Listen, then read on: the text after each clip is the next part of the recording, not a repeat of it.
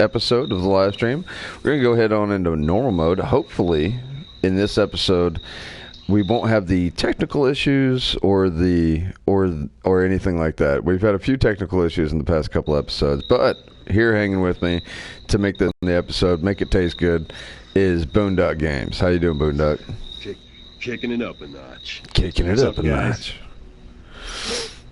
Oh man, so lots of. You got like a little emerald spice that you throw onto your. Yeah, right. Yeah, exactly. Yeah, you're my spice. We're just gonna put a little, just a pinch of spice on there.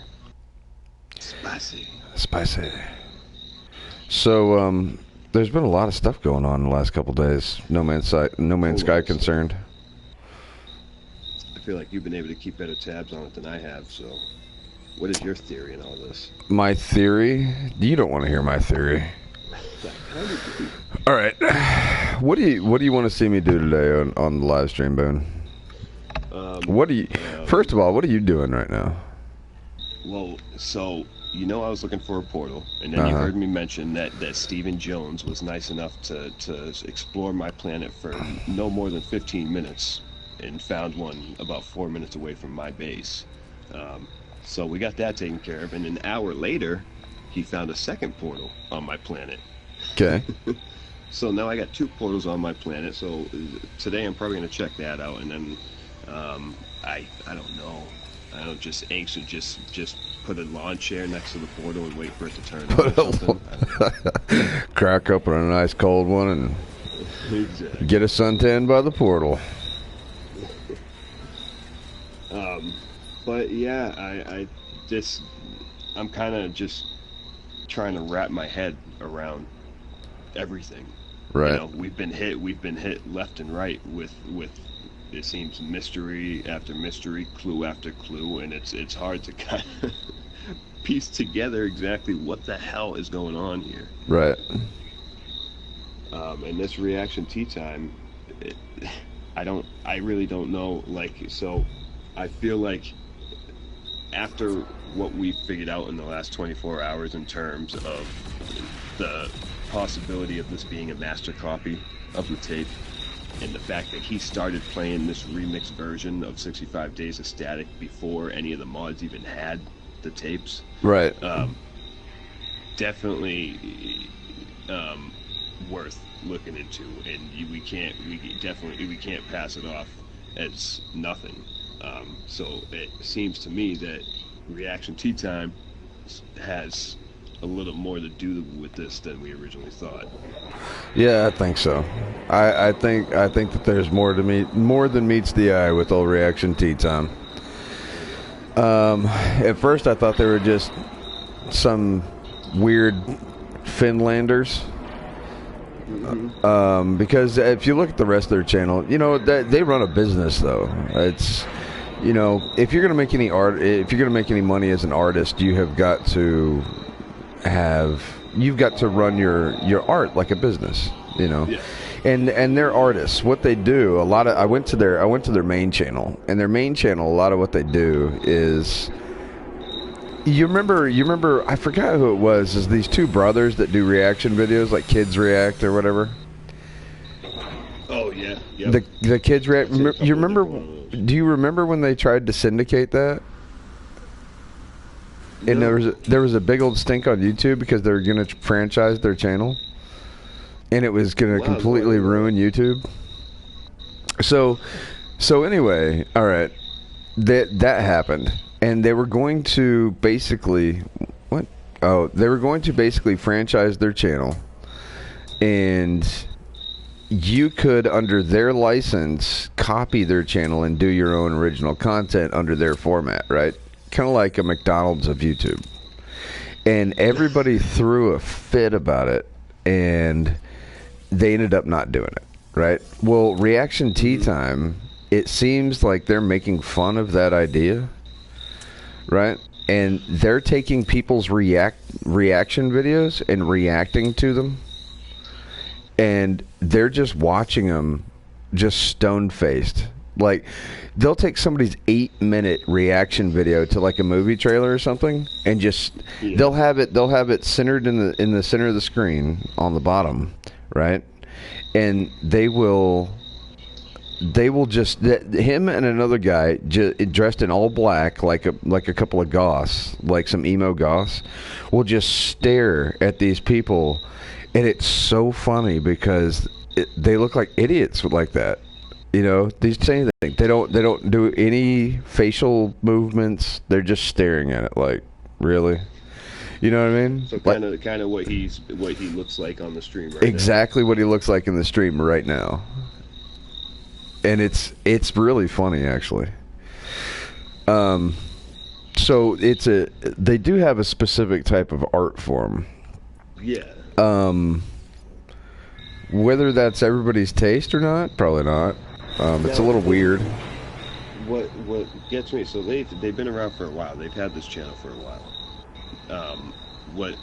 What's confusing to me is how do they fit into this in the first place? You know, how do they fit into this, and why would they fit in so perfectly that they were one of the ones to receive like the first tape, possibly? You know. Well, I don't think that they received a tape. See, that's my theory. Is that they didn't ever receive anything. They're the ones who sent the tapes to Hello Games. Hello Games hired them. I remember you saying that. Hello Games hired them to run the ARG. Or possibly got another company to run it, like an ARG company to run it. And they hired Reaction Tea Time to be part of the ARG. And so ARG is the originator of the tapes. I'm confident in that. Okay, from what I've seen of the spectrographs, the digital copy is the cleanest copy, and the digital copy is what we got from Reaction Tea Time. Yeah. So, there's no doubt in my mind. One would assume. Right, there's no doubt in my mind that's, and then they posted theirs before everybody else did, and it's 16 of 16, and the label looks different from the rest, which tells me that they sent the tapes out. Hello Games labeled their tapes, right? Mm-hmm. And that's why their tape looks different from Hello Games, because one person labeled one set and another person labeled another set. Right. So he labeled his own, and then Hello Games labeled the rest. Right. And there's probably nothing even on that tape. Hey, what's up, Fleur? See my channel also, top 5, alright. See top 5 channel, I guess. Yep. So, yeah.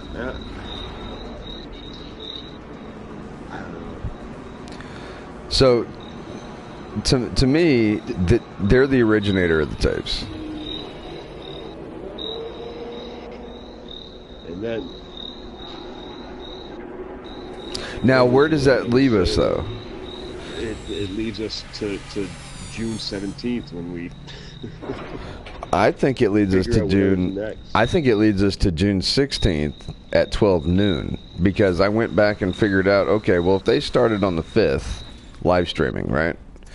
And they do it for 256 hours, which would be 16 times 16, which would be 16 loops of 16 hours, right? That would take us to June 16th at 12 noon Central Time, which would be my time. Ooh.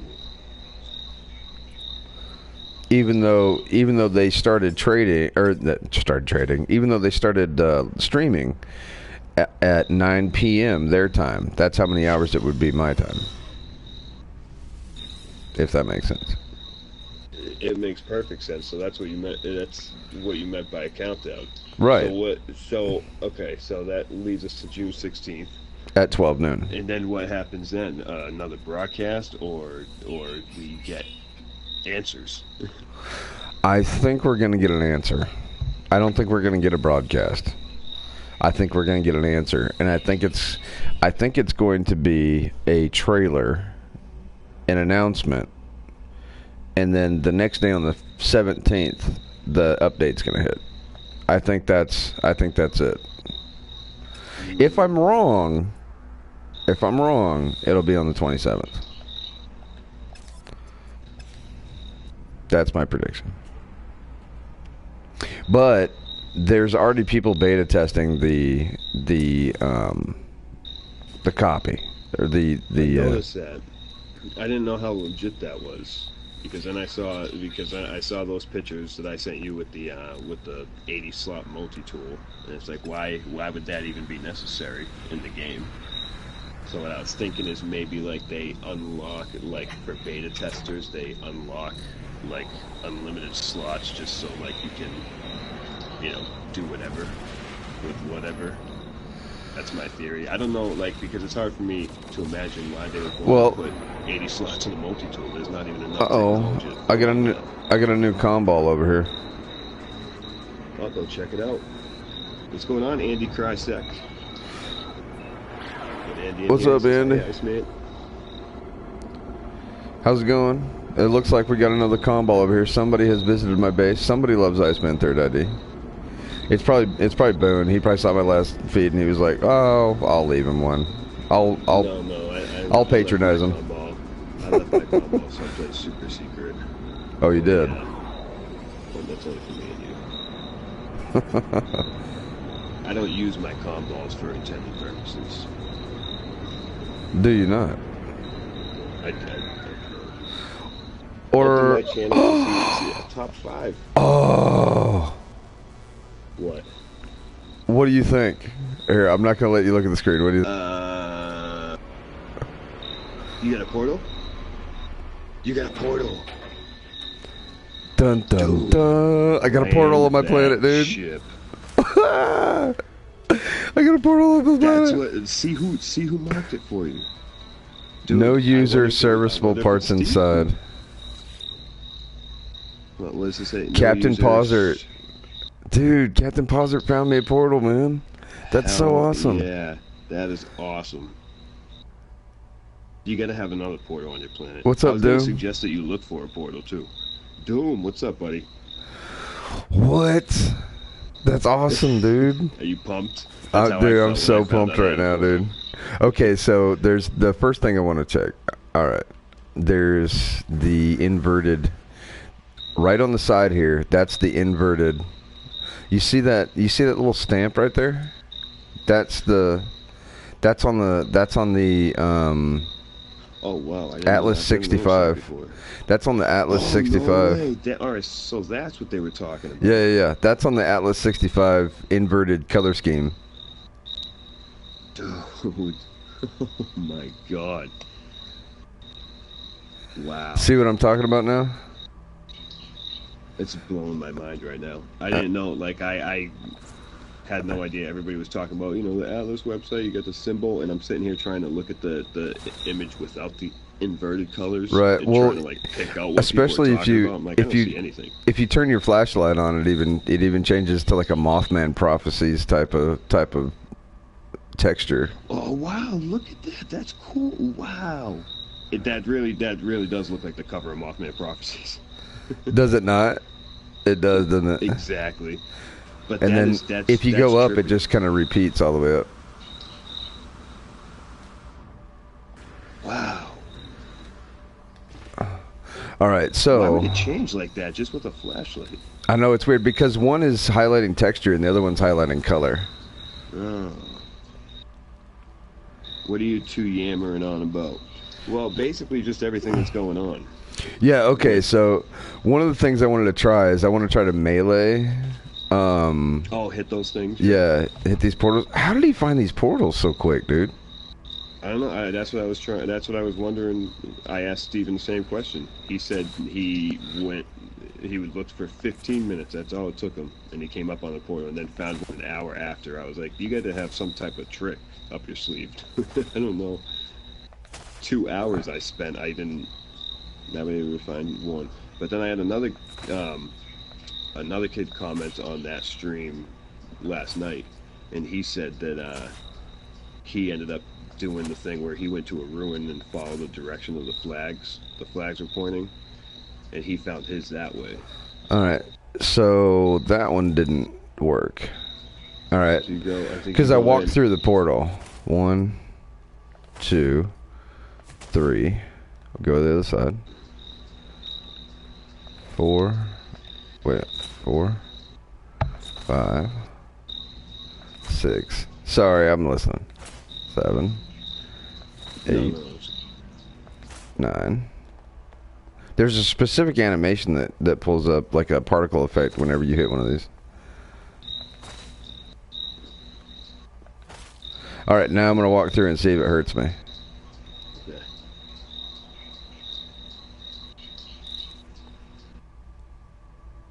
Nothing. Nothing? Dang. Nothing. I know it works. It has to be. Is there an order you got to do it in or something? I don't know. Or I maybe smacked it just all of doesn't them. work anymore. Maybe that changed.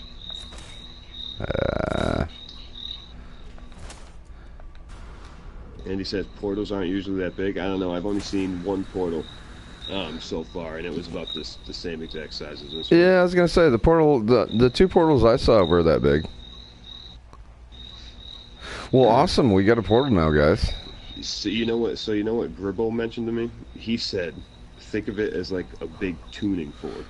Yeah, that's what I... Yeah, exactly. A big tuning... It looks like a big tuning fork. Yeah. Because he was saying, he was like, what if it's like, it's, you know, other than a portal, it's a way to communicate with something else. A galactic tuning fork?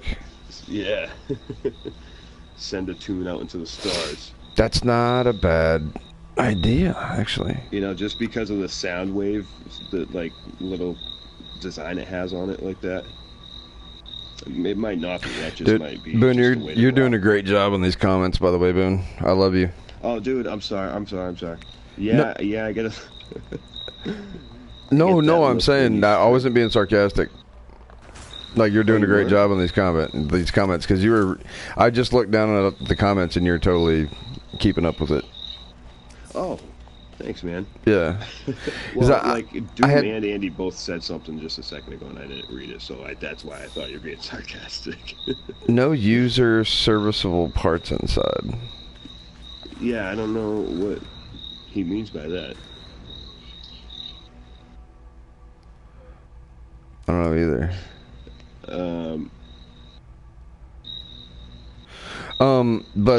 But no, I on a live stream a while back, I had Ty, and I asked Ty to do it, and it was his first live stream, so he didn't keep up with it very well. Let's put it that way. I loved having him on the show. He just didn't keep up with it very well. If you're gonna take on the task, you need to be able to perform your co-hostial duties. Co-hostial. Well, you know, because you're co-hosting, and or when you're on your channel and I'm co-hosting, you know how much that helps. It does help out a lot. Yeah, that's the only reason why I can focus on my game half the time, because I got you there reading all the comments. Right. Well, I think what I'll do is, you know, I hate to do this during such an exciting time in No Man's Sky history, but I think I'm just gonna farm a little bit. I feel like farming a little bit today, making a little bit of cash. As of right now, I think we're pretty much all in standstill. Yeah. We're kind of just laying dormant until we figure out our next move. I mean, just before I got on here, I was on Reaction Tea Time's channel, and he had left a comm ball for the Alliance of Galactic Travelers that was sitting there, and it said, K5RTO loves Reaction Tea Time. So, who left that comm ball? Reaction Tea Time did. Okay. And the fact that's why I'm wondering, like, does that have to do with him, or is the fact, because wasn't Colt trying to, hasn't he been following them around too? Yeah, Colt and the Alliance of Galactic Travelers has been following him around. So I think that whenever Colt leaves a comm ball, it posts his Steam username. Oh yeah, so he's kind of just giving him a little wink. Right, like kind of a little like, hey, what's up? You know. Yeah. So for all those that are trying to fill in the blanks here, that would be Colt's username on Steam would be K5RTO. Yeah.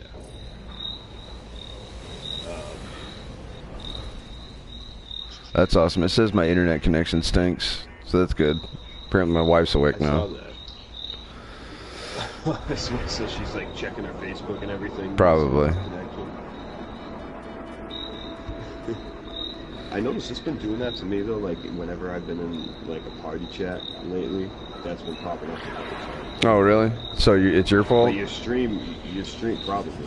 Your stream is fine though. You're not Yeah, I see that. You're looking great. I think I was tripping out before my bed.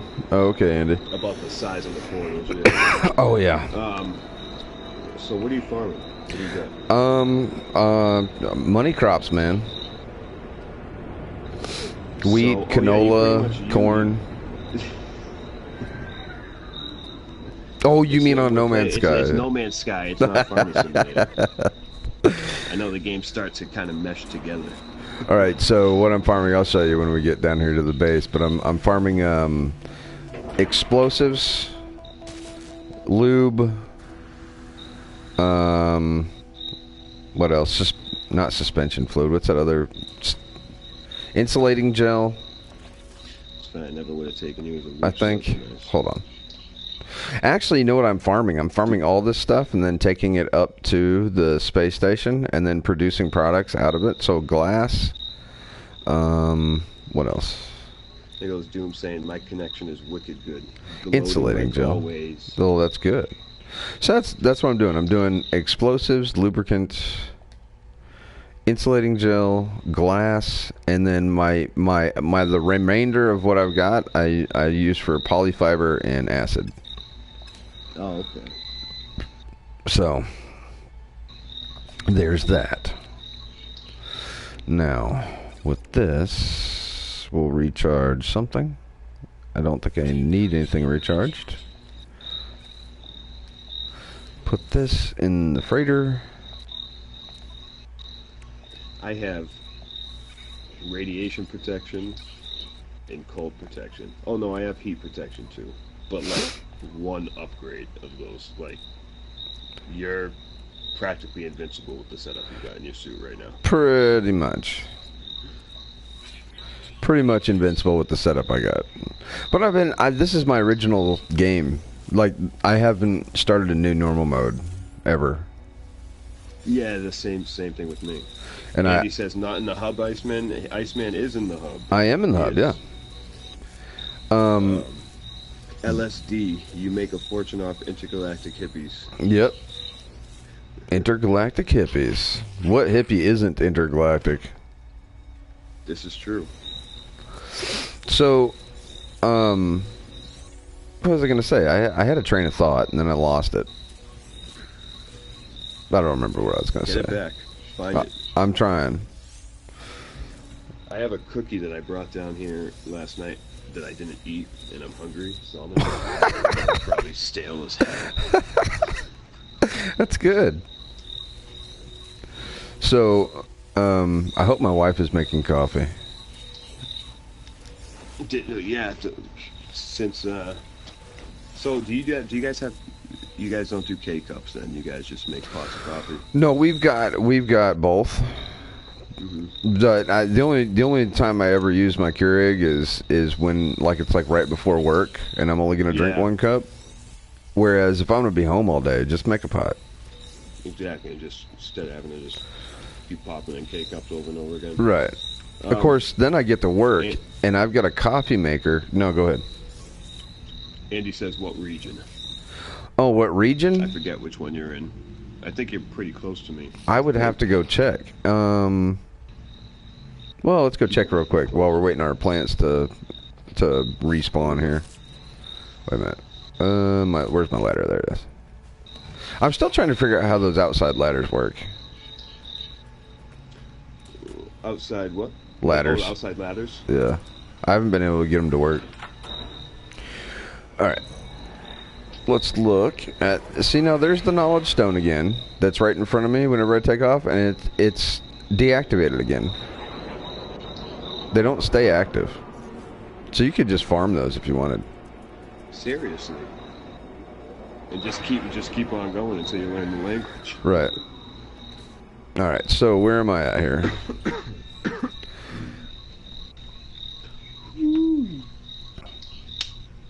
So we're in the hub ?K because it's a Corvax system. I named my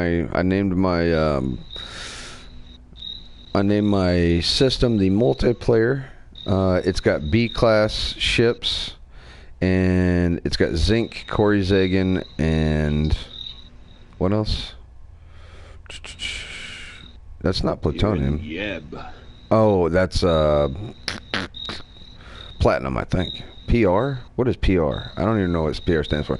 Yeah, so it's in the Yebed Shitai adjunct. So here, I'll show you how to get here from the hub. Right? Where's the hub here? The hub. I'm in like I'm like right above the hub. Somewhere. Do you? There's the hub right there.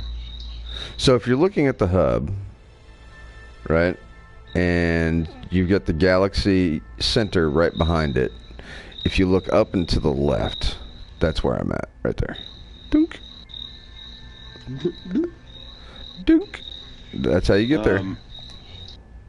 Oh yeah, so you're like wicked close. Oh. Right above the top of the tree. Hostile scan detected. Doom says he hates his Keurig. He just uses it for tea. I like that. So I like my Keurig. The only reason why, so like, you know, I've mentioned before that I drink espresso. I usually drink Cafe Bustelo. Doom doesn't drink coffee though. He neglected to tell you that part. Oh, so what? So it's not a Keurig thing. It's like a you don't drink coffee thing. You only use it for tea, which means you pretty much use your Keurig for the exact purpose you bought it for. Is that what you're telling me, Doom? But basically. Uh-oh. So quiet. My daughter went to her parents. Okay, I've got a missing wall in my base right now. Uh-oh, how did that happen? I don't know. You might have to reset. That has happened to me too. I've gone back to my base and my whole entire main base portion disappeared out of nowhere. Is that your main base? Yeah. Part that's supposed to be there? Yeah. Yeah, it happens from time to time. I don't know why. Okay. Well, let me load back in. Oh yeah. AGT says nice base. Yeah, thanks. If it wasn't completely missing a part of it, yeah, it'd be great. Huh. That's odd. You might, yeah. Only happened to me once, but I had to reload my game. Should I reload the current or reload previous? I would say current. That usually works. Okay, I'll reload the current. Yeah, that's weird. I've never had that happen on my home base in the Pathfinder update.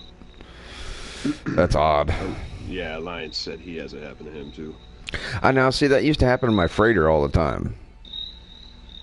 What, like portions of your freighter base would be missing? Yeah, and you could see like right through my freighter. You could just look out into space. You know what would be cool? That being able to like build a base with windows. Yeah, from what I hear, you can in the freighter.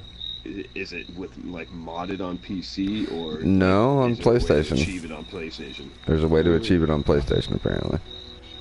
From what I heard. Doom says he can use her headset. EA. All right.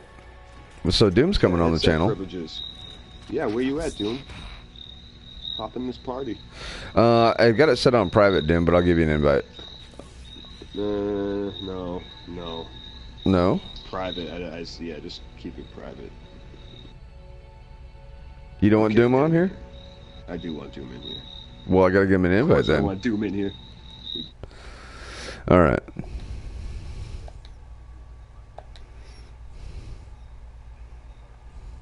Oh. Well, you are privileged. Yeah. Well, now you're less privileged.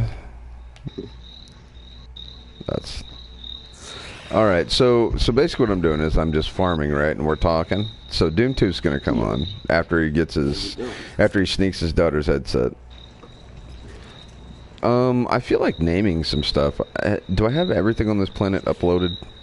I don't remember.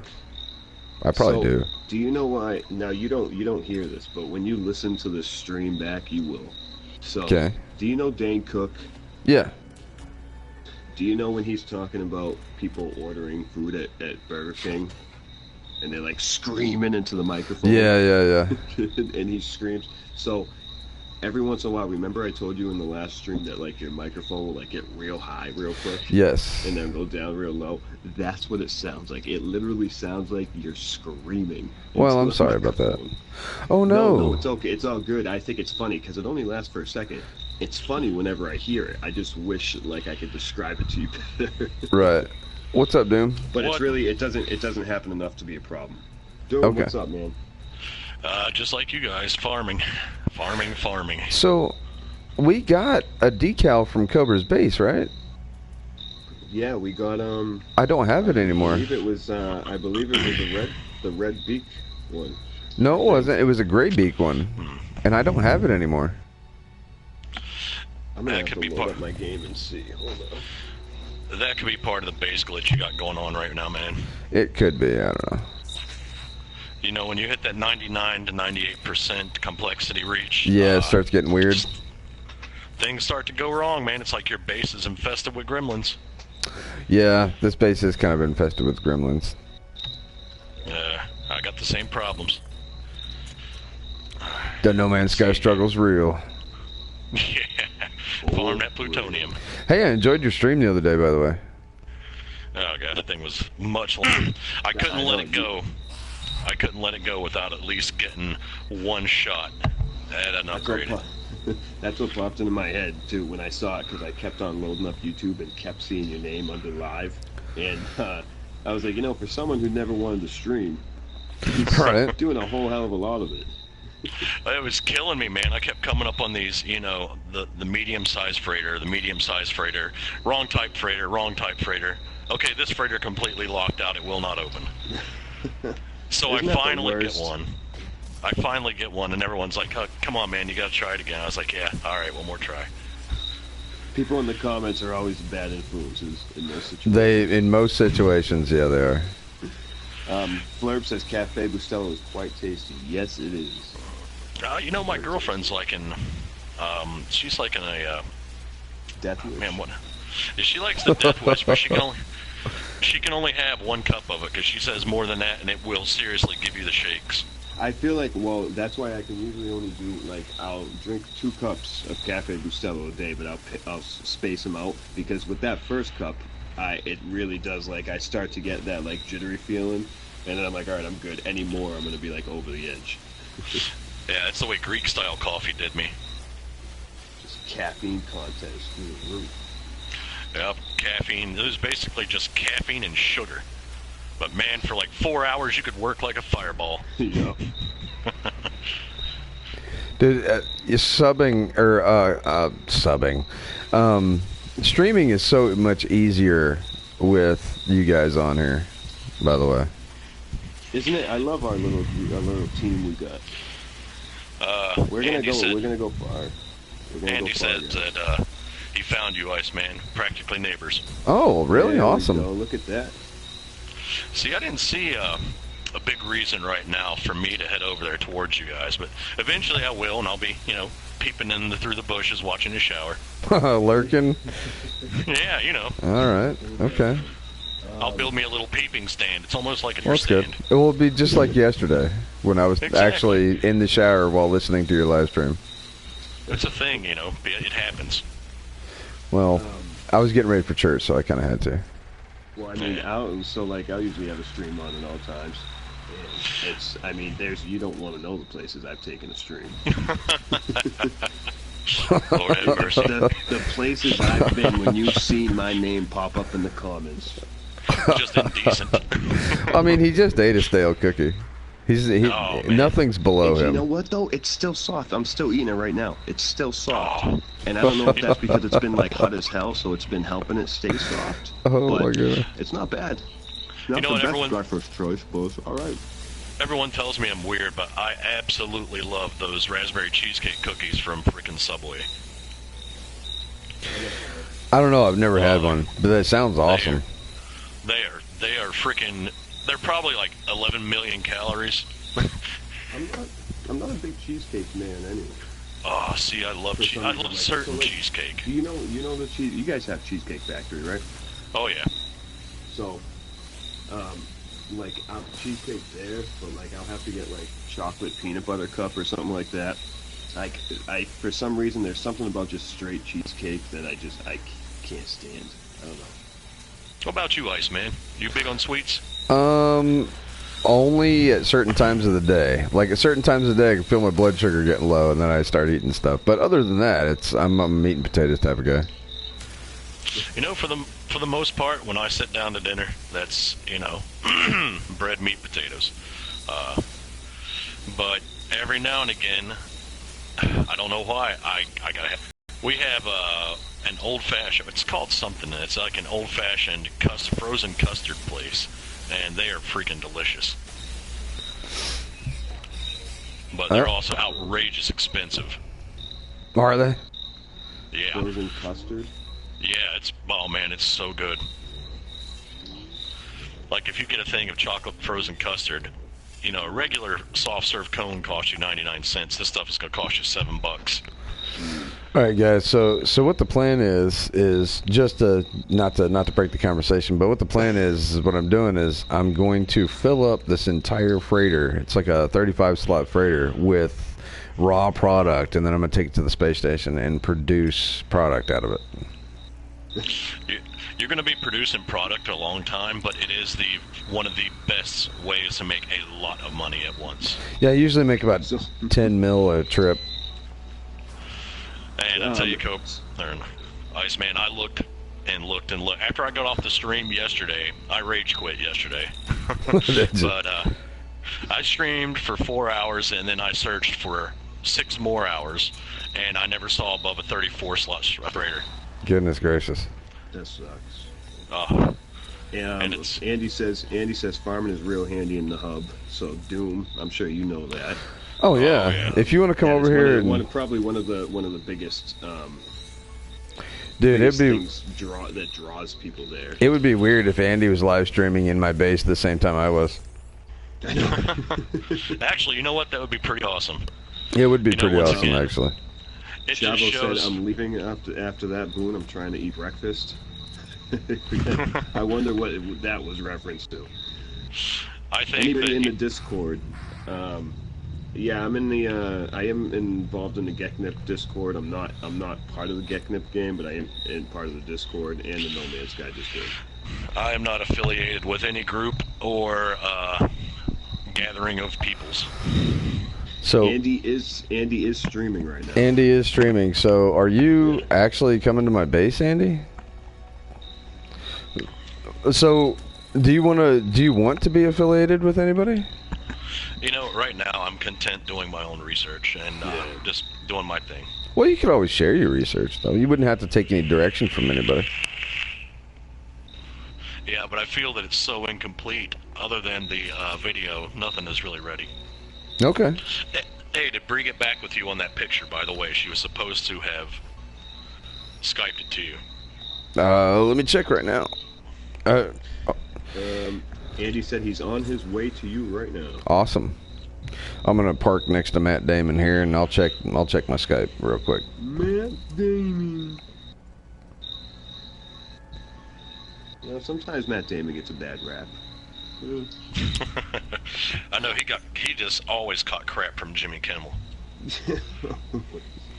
We were just talking about Jimmy Kimmel before we started the live stream. Doesn't look like it, bud. Oh wait, hold on.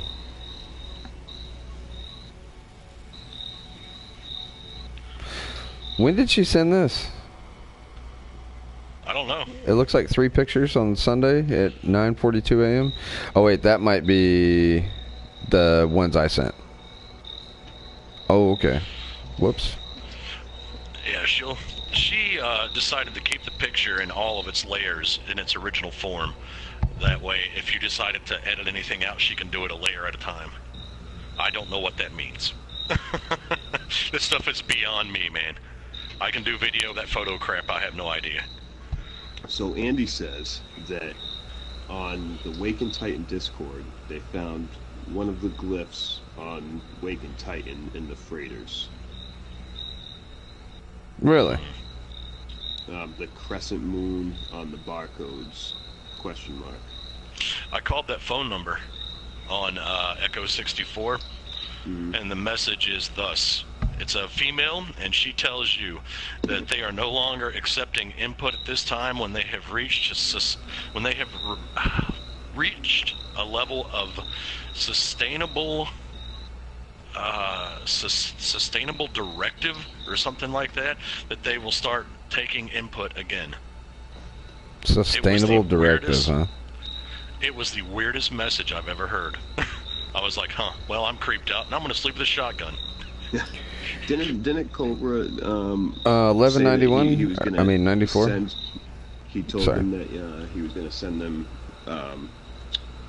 like voices of a passed away loved one and donate money to him or something like that. I don't know. He did. He said something like that. Since the email is active, I've sent emails to him about 5 times now and got nothing back. So, dude, do you have any idea how many Breanna Jacksons there are on Skype? Oh, sorry, I didn't mean to put that all the way out there.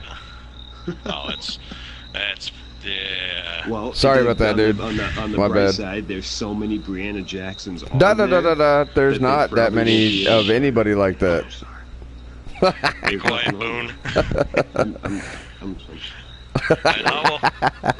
Speaking of, you need to get with her, Boone, on the what Iceman's haven't done, because, like I said, she is the other creative half of my team. I do not do that crap. Do you want video? Give her my Skype. Oh, okay, I'll pass it along. You know, yeah. She'll do Iceman, and then she'll do you. Wait, what? Oh, what?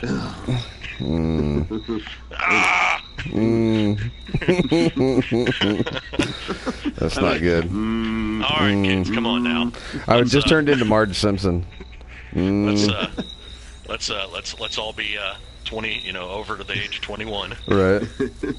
So yeah, he said that he left a message with Echo and told him that he heard their ad on the radio and lost a loved one and will throw money at their service. That's what he said. I tried the email and I'm getting nothing out of it. So who knows, man? Like I said, that freaking voicemail message was creepy, and I'm not gonna mess with it anymore. I'm gonna prepare for what I think is going to happen on the game, and I'm gonna build up. I'm gonna build up units and nanites, and that's all I'm saying.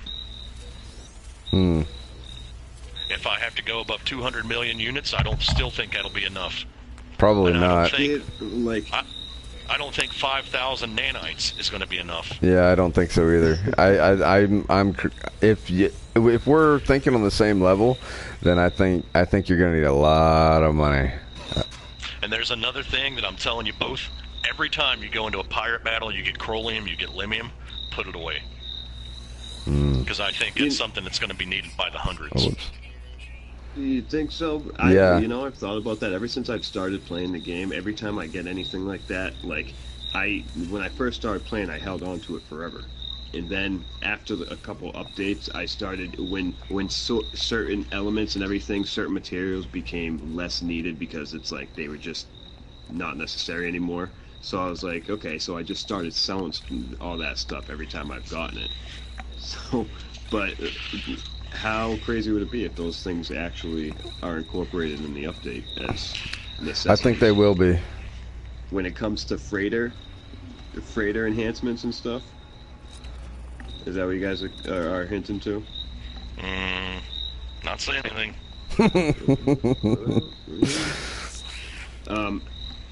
But either way, I'm itching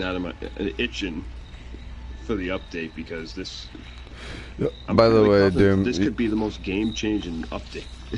Serious. Well, if you consider the fact that they told us that Pathfinder, like Cobra had mentioned, or not Cobra, but Iceman had mentioned before, is a small update, and the other update was a small update. I'm just wondering what they consider big. Right. Because those two were quite seriously, like you said, and Boone, you said before, both of them were game changers. Flat out. Yeah. Definitely. And the thing about this is that now, obviously, Hello Games has learned their lesson when it comes to hyping stuff up with the possibility of failing, right? So, with how much all of this is being hyped up right now, it's like, you can't help but be confident in Hello Games that whatever they're going to throw at us is going to be huge. Oh yeah, for sure.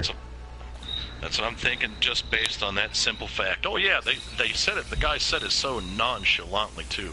That was just these were small content updates that we did to take care of some issues and to add more player content. And I'm like, small. Yeah. Man, they added quite a bit.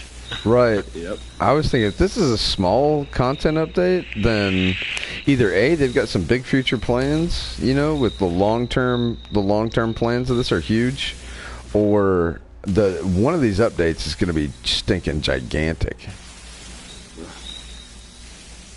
It's going to be one of those clean out the space in your PlayStation to make room.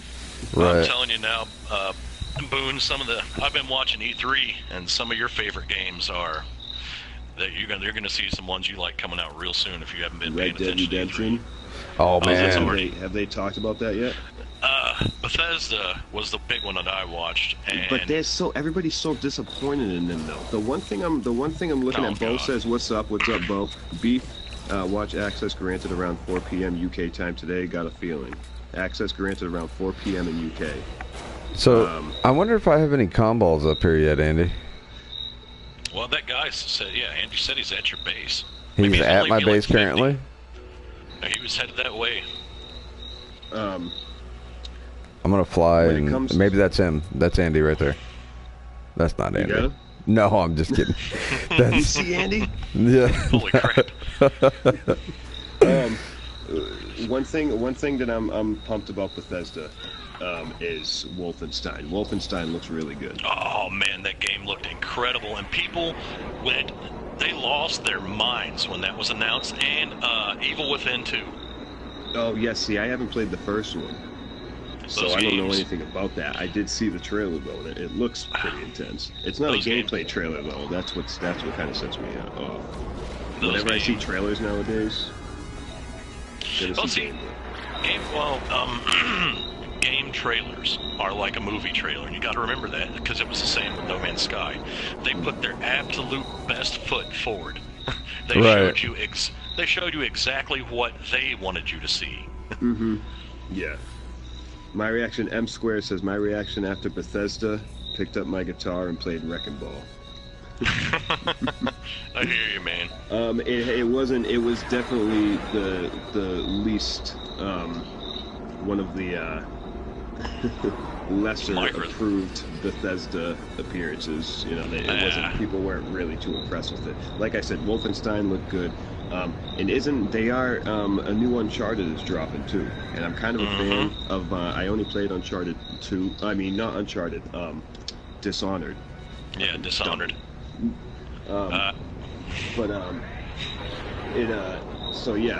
So they're coming out with Dishonored. It's not Dishonored 3. It's named something else. But I was a big fan of the second one, so I'm pumped for that too. But anything else I know they're coming out with Doom VR, which I don't know how good that's going to be. It looks intense. And then they have what is the other VR one they're doing? Fallout. Yes, Fallout VR. I've been watching the booths and scanning the crowds and trying, Iceman, to get a fix on anybody that I can recognize from Hello Games crew. Nobody? But nothing thus far. Nobody. No. That's disappointing. And I've been watching for 6 hours now. Huh. So, and I'm on 5 different channels. Wow. I haven't been watching any coverage whatsoever. I've just been watching all the trailers as they drop on YouTube. You can go check out the full first day coverage, all 8+ hours of it, on YouTube right now. Just type in E3 and it'll pull it up. Have you looked at any of the PlayStation Experience stuff? A PlayStation doesn't hit till noon today. Oh, okay. Oh, this is the first time they're going on as noon? Yeah. Okay. So their stuff has not occurred yet. Microsoft was lackluster, but that's not a surprise. Oh, everybody said that's what people were saying last night too. Yeah, it was just wasn't really the best. It wasn't the best. I've never been, I've never been really a fan of Xbox. I don't know about you other guys. You guys may like your Xbox. So I've been Never been a fan either.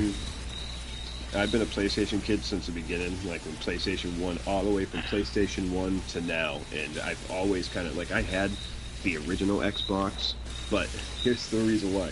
Speaking of Doom, I've been pretty obsessed with Doom since I was a kid, too, so I got a used original Xbox so I could play the Doom that they created for that, because it was only on Xbox.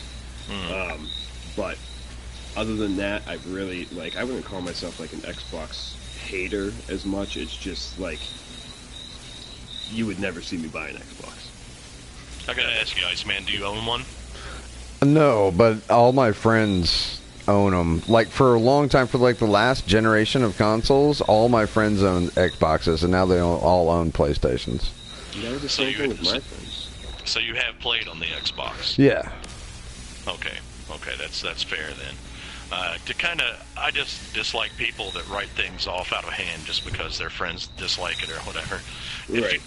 If you don't have any true experience with it, then you really don't know what you're talking about. So just leave it alone. Right. And me personally, I've had both. Yeah, I've played both. I just really like the PlayStation UI better. You know, yeah, definitely. You and me are we're quite a bit older than Boone, and I'm not afraid to admit that.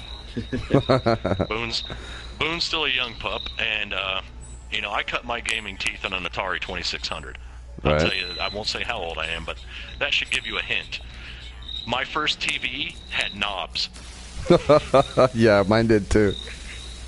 I had knobs too. I had to switch my channel to U in order to play Super Nintendo and everything. Yeah. You remember that crazy converter that you had to screw into the back of the TV? Oh god, yeah. The UVHF converter. Yeah, the UVH converter. Yes. Yes. You couldn't even find one of those now. I can remember the games that came out on the very first PlayStation, and I'm talking about like the Star Oceans and Castlevania, and what's that one? Chrono Cross. Yes. Absolutely loved Chrono Trigger and Chrono Cross, and it came out for the PlayStation. Legend of Dragoon. The PlayStation has just been a solid system since its inception. Yeah, it really has. It really has. And it's always broke ground. Yep. You know, I was a Nintendo kid when I was growing up. Me too. And when I went into the military, a buddy of mine had a PlayStation, a buddy of mine had a Dreamcast, and a buddy of mine had a GameCube. And I just fell in love with the PlayStation, man. And so I bought one, and I've had PlayStations ever since. 1, 2, 3, and 4. No. They really, I mean, they're. I thought about going to Xbox at one point. I really did. If it wasn't for what I know about the hardware that Microsoft is notorious for using, then I would say, yeah, I would have probably went that way. And Microsoft is lying about a few things that I don't like, and I know this from the inside out. They are lying about trying to get proprietary stances on games. Right. They just, I mean, last night when they did their great big show, they just outright lied. Well, that's okay. So what are they? What would they lying about again? Well, the proprietary nature of wanting to own your games and you don't even own them. Is that what you're talking about? Yes, they're trying to force companies. Oh, they're basically strong-arming, and they have the money to do it. They say, okay, you are going to make, like, Killer Instinct will never see the PlayStation. Just because Microsoft won't allow it. Right. If they can't force your company, they buy the rights to the game. Right. I'm fine with that. I don't want it to come to PlayStation. No, I'm not fine with the practice. I'm fine with it never coming to PlayStation. Perfectly fine with I that. think Microsoft problem is that PlayStation pretty much runs the market with exclusives, and Xbox hates that. So yeah, well, that's the thing, is they have the money to do anything they want. It's the golden rule. Which is he who has the gold makes the rule. Right. Which is why they could pay $2 billion for Minecraft. Mm-hmm. Oh, great. My DualShock battery's low. That's good. You guys need to learn to plug your controllers in. Basic controller maintenance. Yeah. You know I do got that kids. now, like, when I first wake up in the morning, I know I'm going to be streaming later. And before I even leave my bedroom, I'll, like, plug my controllers in just so I know I'm going to be all set. I don't even know where my other controller is, dude. You know, I did some research on that, those Mad Catz controllers and stuff that claim they get up to 6 hours battery life.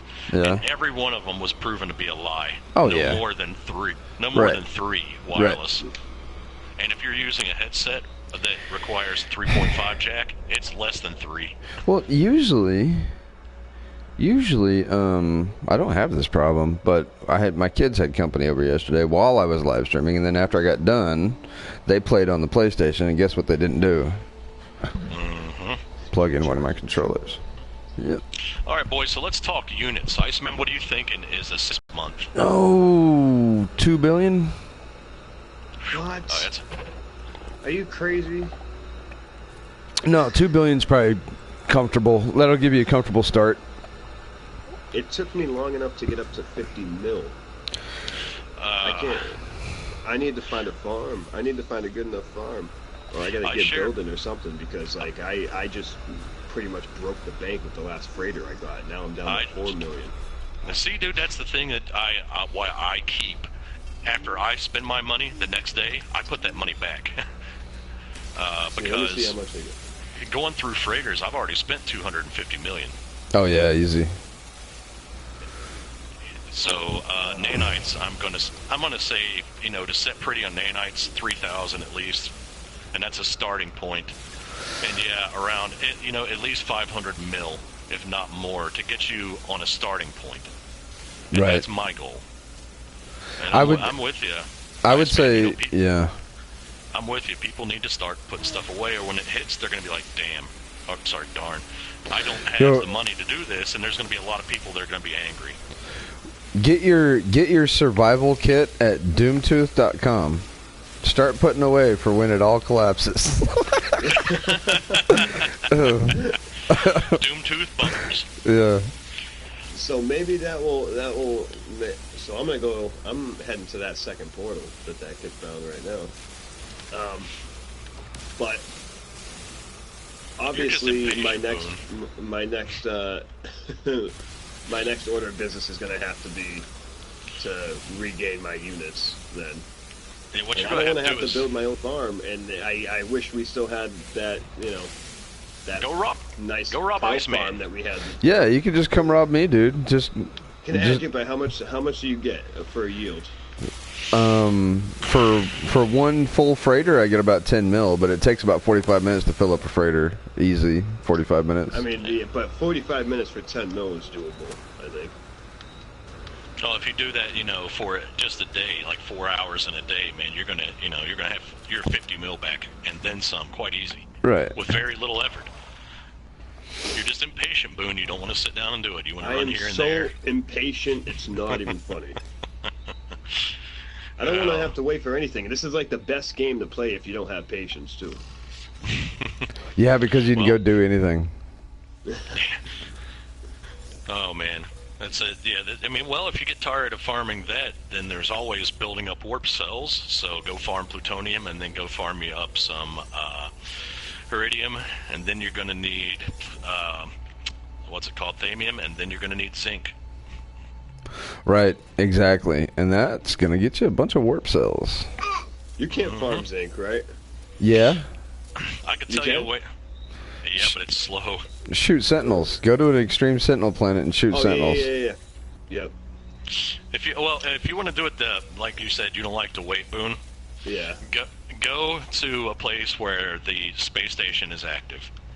Land, sit there and wait and buy up every bit until the ships stop having zinc on them. And after they stop having zinc, jump in your ship and jump back out to save your game, and then reset, and then they'll come back all fully stocked with zinc. Oh. Just work the system. I like that. Yep. Hey, why not, man? It RNGs the crap out of us. We need a way to fight back. Right. Oh, hey, you know what's cool, Ice? What's that? Is that's Steven. That's Steven Jones. That Who? found your portal for you. Oh, really? the same guy that found my portals. Okay, awesome. That's yeah, awesome. because he left another compod at the second portal. I just landed at it, and it's Captain Poser. So And Iceman is here. Andy, build me a comm ball, man, so we can see it. It says wash with. What does it say? Wash with mild soap and warm water. That's what he said. There you go. That's good advice right there, okay. bud. So here's all right. Now this is extremely interesting to me because did you guys see when I put that Hub Life update up with the portal the other night? Yes. I don't know what happened. Like while I was at the portal, I just noted that the case, those green cases, and then the little canisters were floating in the air. Okay. Which I was pretty sure was probably like a glitch. Well, now I'm at the next portal that this kid found, and it's the same thing here. Those things are just floating in midair. Huh. Well, I've seen that at one of my portals too. So it's gonna be just a glitch with the portal. I mean, Probably. It can't mean anything. Probably not. Oh, dang it. I didn't mean to do that. That fell down in a hole. I hate it when I do that.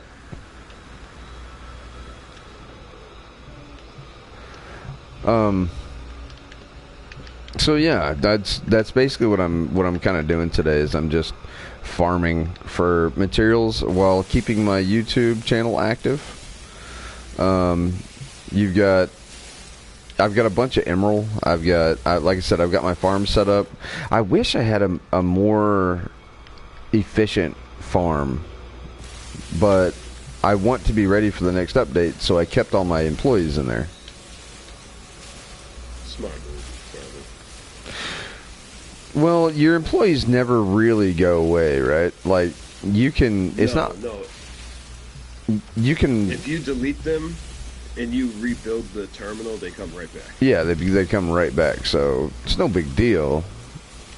But I like my base, so I'm keeping it the way it is. It's just...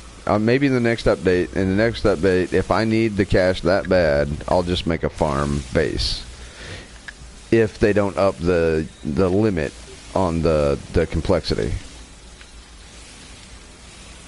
If they up the limit on the complexity, I'll just add to the base I've got.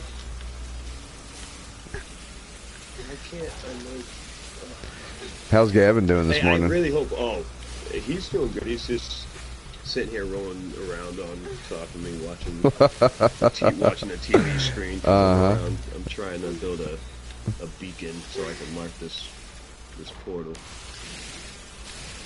Surprisingly, though, he's calm for the most part. Until he gets hungry enough, then he'll let me know.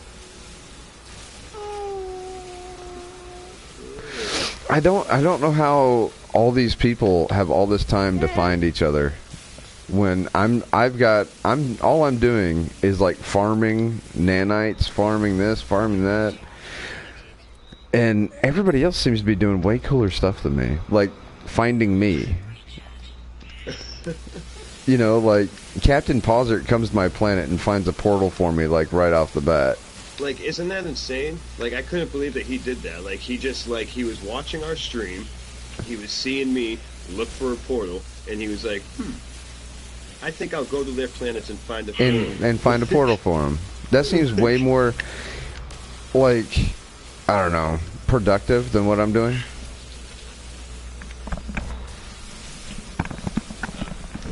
Sir. Alright, guys, I'm back. I had to make tea. Oh, yeah, that's good. Yeah, I didn't know you were going either. I was thinking you were kind of quiet. No, I was saying that Captain Poser seems to be a little bit more productive than me or Boone. Captain who? Poser. He's the guy who found our portals. Oh. Well, you know, I know guys like Nexus has a method that he uses to find the portals when he does his experiments and his research. And it works for him. And I know other people that use other methods. Hey, Daniel King, how's it going, man? Good morning, Gaming Mike. What's up, Gaming Mike? Good morning, guys. Good morning, Daniel King, what's up, bud? We're hanging out here since everybody's here, and it's been a minute since I did an intro. Welcome back to the channel. I'm your host, Iceman Third ID. We're here with Bo0nd0ck Games and Doomtooth. We're hanging out, playing a little No Man's Sky, and we're just being a bunch of bros. That's it. Bunch of bros. We're just hanging out. Doing the farming grind. Doing the farming grind. We're getting ready for the new update. Iceman, I saw the game that one of the games that is going to be. Oh, listen to Gavin. He's telling us about it. He's as soon as he made that noise, he's like pointing at the TV for some reason. It's cute what he does now. Like when he wants you to either look at something or he wants something, he'll just point and go, But yeah, this game that was being shown off in the Microsoft block was a dwarven mining space adventure game, and I got nauseous just watching the gameplay. Well, like nauseous in a good way or nauseous in a bad way? Nauseous as in I want to take the game developers and grab them by their necks and just shake them until they explain to me what they were thinking by making this abortion of a video game. They were trying to copy RimWorld? That's what it sounds like. Bad, man. I get the premise, dude, but I mean, if they're going to try to copy RimWorld, then copy RimWorld. Don't make a terrible copy. Right. That's what it sounds like to me. It's Dwarf Fortress in space. That's RimWorld. Yeah. Andy says that you should have a comm ball now, so you're going to have to fly up and check that out. Okay, cool. All right, I will. As soon as I get done with this giant, like, hole of emerald here. I've never left you a comm pod. Maybe I should. I'm coming to you. Okay, cool. I'm coming. I'm gonna drop you a comm pod. All right. I'm jealous you got people over. You didn't invite me. What's up? I just sent you Breeze, the Breeze thing, so you can add her, and I got you coming up, Boone. Haven't forgotten you, big guy. Thanks, buddy. Did you ever appoint mods? No, not yet. I haven't even had a chance. No, I know you did, man. And I got you whenever you're on stream, man. I've got you. Thanks, man. I do it I don't for. even know how to add mods. I'll just like vocally call. Well, no, you can't because if you're not an actual mod, you can't really. Yeah, you can. If it's your stream, you go to beside of where a person is in the chat, and at the end of it, you just like you got 3 little dots. You click on them, and it'll give you the option to make a mod or whatever. Can you do that in the phone app? You should be able to. Oh, if you can see the chat in your phone app. I can see the chat in my phone app. That's how I watch the chat. You see, yours works different than Breeze. She cannot see chat with her phone app. Huh. And I don't know why. That's weird. Here, let me get. I'm trying to pull up your thing, Boone, and it's not working. What's not working? Here we go. I got you. What, on Skype? Yeah. No. Daniel King says, I am in a system with 3 planets. I have already found a portal on 2 planets so far and made 7 waypoints to it. How are you doing that? I don't know. Some people are just master portal finders. I don't know what type of stuff they're smoking. I don't know what's going on. My planet has 4 of them on it. My home base planet, I should say. And then those, obviously. Yeah, and then I've got 1 planet that I use for plutonium only. It has 1 portal on it that I found last week. And then I have a god-awful planet that I don't go to at all because it's terrible and it'll kill you. Dude, it's got extreme weather, and on top of that, even though you're still taking the 3 arrows of damage against your shields, it has storms on top of extreme weather. Oh my gosh. So it's crappy. Oh, whoops. Have you guys ever seen the planets with nothing on them? Nothing at all. Yes. Just rock. Yes. My freighter is refusing to let me in right now. What? They don't like you. This isn't okay. It's not letting me in. He said this isn't okay. You pay for these things, and then it's like, nope. Well, like I'm going in, alright, so like going down into the, okay, there we go. I had to reset it. I don't know if it thought like I went into the tractor beam all like awkwardly or something. I don't know. It just wasn't letting me in the door. Yeah, sometimes if you go in crooked, it won't recognize you and you won't get locked in. So, yeah. I mean, have you seen what happened to me yesterday? I get one battle in there. What am I paying these guys for then? I don't, right. I don't know, man. If they can't recognize who I am, or at least give you a hand when you're stuck out there. I mean, come on. Exactly. These things weren't cheap. It's not like they're a 99-cent value meal toy. I just smacked into the side of it. It's somebody in here is going to pay for my damages. And it's like no. You know what? You stay out there for a little while. Just bump around a bit. All right, here we go. Back to the base. Look at all the marks, man. You guys have your planet marked all crazy. I've been here for a long time, dude. I've been on mine for 2 months. Yeah, this is the longest I've ever been on a base. I'm still not seeing the comm ball, Andy. You might do this, Iceman. Oh, there it is. There it is. Never mind. Okay, I was going to say, if it don't show up land, no, wait, if you hard reset, it would turn the stream off. Yeah, it would turn the stream off. Can't do that. Actually, yeah, if you soft reset it, it'd kill the stream, so no. I don't worry about such things, because I just play. Right, yeah. Let me see here. Let's see here. The Saint's dropping in. That's not Bo0nd0ck. Hold on. Ice baby. What's up, Andy? Cry chick. That's awesome. Andy, you are a thief.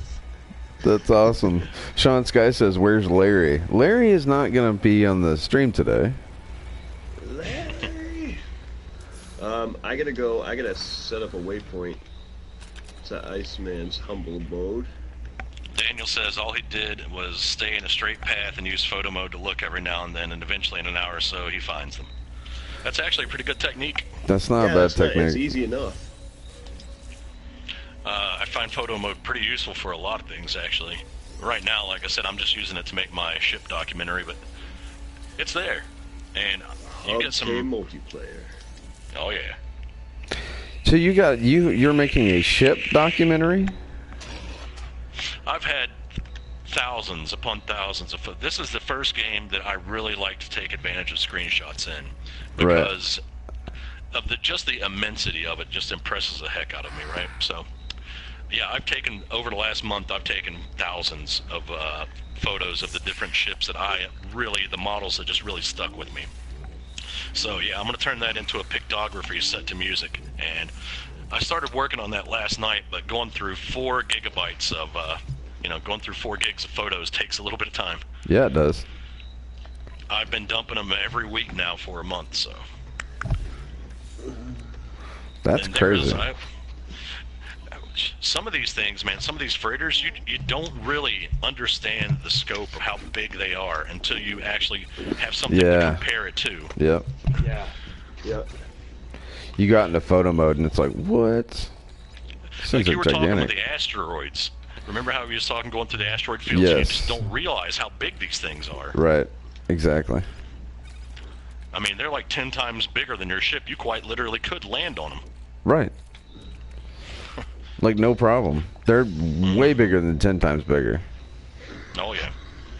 And 10 times bigger is not even an exaggeration. That's like an understatement. I forgot this says vortex cubes. I get tired of picking them up. I don't sell them. I forget they're in my inventory, and then I delete them. Look, check out how big my freighter is whenever I park it. That's as far away as I can get it. That's insane. Yeah, that model, like I said, and the way you can tell this is the biggest of that model that you have is the pods on the side. Right. The biggest model has 6. Right. And on the other freighter, it's 3 pods per set and 7 sets. That's just gigantic, dude. It's like I said, if you scroll all the way out and you go as far as the camera will take you, where you're bumping into the camera screen, you can't go any further. It's still not big enough to take in all of the freighter, and your ship will disappear against it. I don't know where to leave this comp pod. I don't know either. But it sounds like I'm gonna have to take off and come back again. Where did Andy leave his? Right next to the Saint's been dropping in or something. Oh, right in the cave. So maybe we'll just make this little cave a little comm. A cave system of comm balls. Yeah. That'd be cool. I think I think I'm gonna, and I'm not gonna mention where my base is at on a live stream because I really, with certain expectations, I don't want a lot of people stopping by dropping comballs to the point that it'll cause me to lag like Cobra, because that would just irritate the crap out of me. Yeah. If I couldn't build on my base, or I couldn't log into my game and go to my base because of comballs, I'd be pretty triggered on that. And I know people mean no harm, but yeah, see, I like to build, and that would just. I just need my base to be functional so I can get money. That's it, basically. Well, your base actually looks, it looks nice and it's functional. For me, right now, because of just, I'm like Boone, I want to make a lot of money quick. Mine is nothing but a big farm. Trying to get creative here, that's why I'm not talking. Oh, see, I thought you were done. Yeah, I'm trying to figure out what the best message to the device is. Oh. Lord have mercy, Icy's going to be whispering sweet nothings through combo. It's happening. I just don't know what to do. Yeah, So, well, apparently, leave them a message. Apparently my wife didn't hide the coffee. Apparently we don't have any. So that's not good. No. Yeah, we're out of coffee. Probably. Hey, Andy says if you want to come check his base out, that's cool. Okay. And Daniel says he takes hundreds of landscape pictures and then he goes to Vista Print and prints some t-shirts and coffee cups. That's cool. I would actually buy a really high quality, and I mean really high quality prints from these games of like I would too. Planets. I would totally hang that on my wall, get them like in a 24 or 36 by 24 framed, and have them matted. I would totally hang that on my wall. That could be like a little business. It could be, for real. There's actually people who do that right now. Oh yeah, there's believe it or not, people in the vaporizer world that they do that, the really high quality imaging, and they mat it and they sell these things for $200. So yeah, I would buy that. All right, is Boone finished? He's I'm going. All right. He's getting creative, Iceman. Yeah, he's creative. We're interrupting the creative juices. No, it's fine. Take your time. It's going to be there forever. Don't mess it up. No pressure. We got to leave him alone so his creative juice can flow. Right. Oh God. You just you do your thing, man. No pressure. I like how these combos show up right away, though. That's pretty cool. When you leave the atmosphere. Yeah, and then come back. Yeah, handy dandy. How many do you have so far? It shouldn't be 4. It's not too bad. Man. No, that's actually pretty respectable considering I have 0. Well, like you said, my only concern is not being able to use my base anymore because it crashes every time my. Yeah, that's an issue now without having a lot of comballs is the base crash. Right.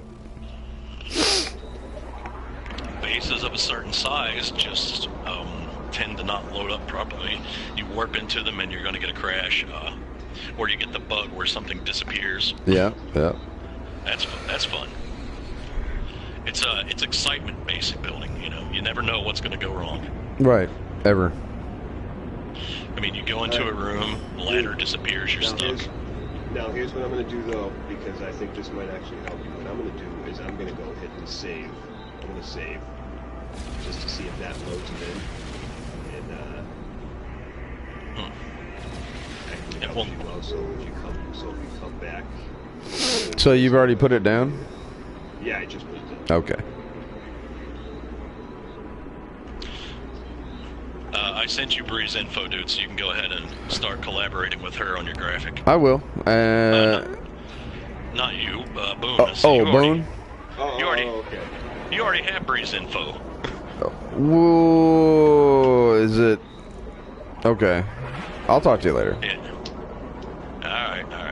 Yeah, she said that she'll be able to get on that. She's a very creative person. She likes doing things like that. At any rate, nobody sent me anything. Put it that way. She said for some reason she couldn't find you or something like that. But I sent you her stuff directly, so you've got it. Okay. All right. And that way you guys can basically just look at, go through her ideas. She's already came up with you. She showed me some of the stuff she's working on, and she's already got about 5 different ones just for you, Iceman. Oh, that's awesome. How they look? They look good? Oh yeah, and she was able to leave them in the original, like I said, the original layering and everything without taking the photo completely apart. See, I don't see Boone's combo. Oh. Come on. How far did you fly up? Maybe not far enough. Maybe not far enough. I just had one of those great big animals kick me, and I went completely flying. I haven't landed yet. Wow. Those big ones. Jeez. I need some more iron so I can refuel my thingy. 6 minutes from my ship. Unbelievable. That's how far it kicked you?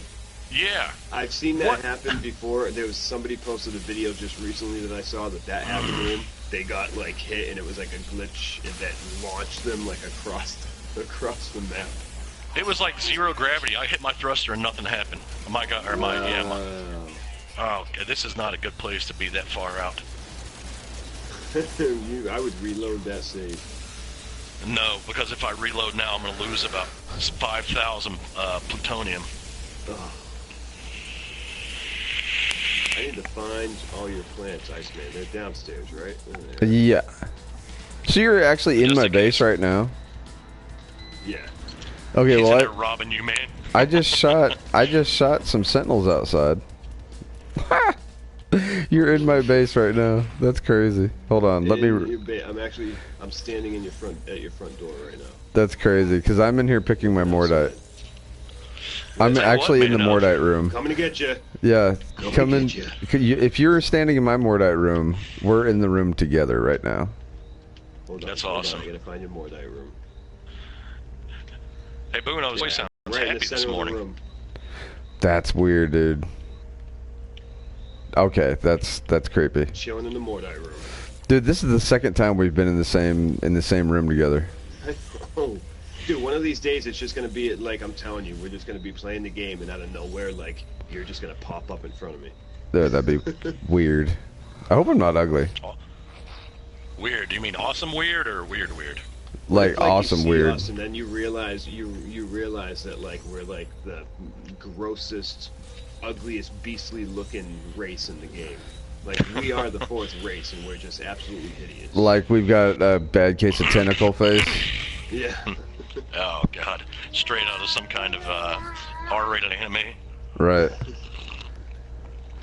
Crap dripping all out of you. I got Bruce parked on your landing pad. He looks like he belongs at this base. Really? Old Bruce, your hauler. That's a nice, yeah. Dude, I love when you can catch the scenery just right, where you can get this god rays. Hey guys, Andy says he's in the Mordite room with you. What? Oh, for Andy, real? I left. Andy, don't move, Andy. Don't move, Andy. Hold on. 3 people in your base at this time, man. That's so cool. Dude, that's awesome. I got 3 people in my base, man. I want to feel Andy's presence. Hold on, yeah. I'm in the Mordite room with Andy. Daniel, dude, this is crazy. You know what I would seriously like to see? Daniel, if you could get some cave pics, really high quality cave pictures with the lights and the stalagmites and stuff. Hold on. I'm going to take a picture of us. Alright, selfie. Here we go. Selfie. Smile. There we go. Perfect. Oh, that was a good picture. 3 people in the Mordite room. Yeah. Look at you. 3 invisible people in the Mordite room. Alright. That's pretty cool, man. Did I already register my visit at Little China? I don't think you registered yours. What? I don't think I did. Let me see. Man. Yes. Oh, nope, I didn't. Daniel says that he got kicked off his roamer and he landed 10 minutes away. Whoa, that's crazy, dude. That's just hurt, man. That's a long, long walk. So I'm just gonna sit here and try to break into these storage containers. Look at him. There's a secret behind this.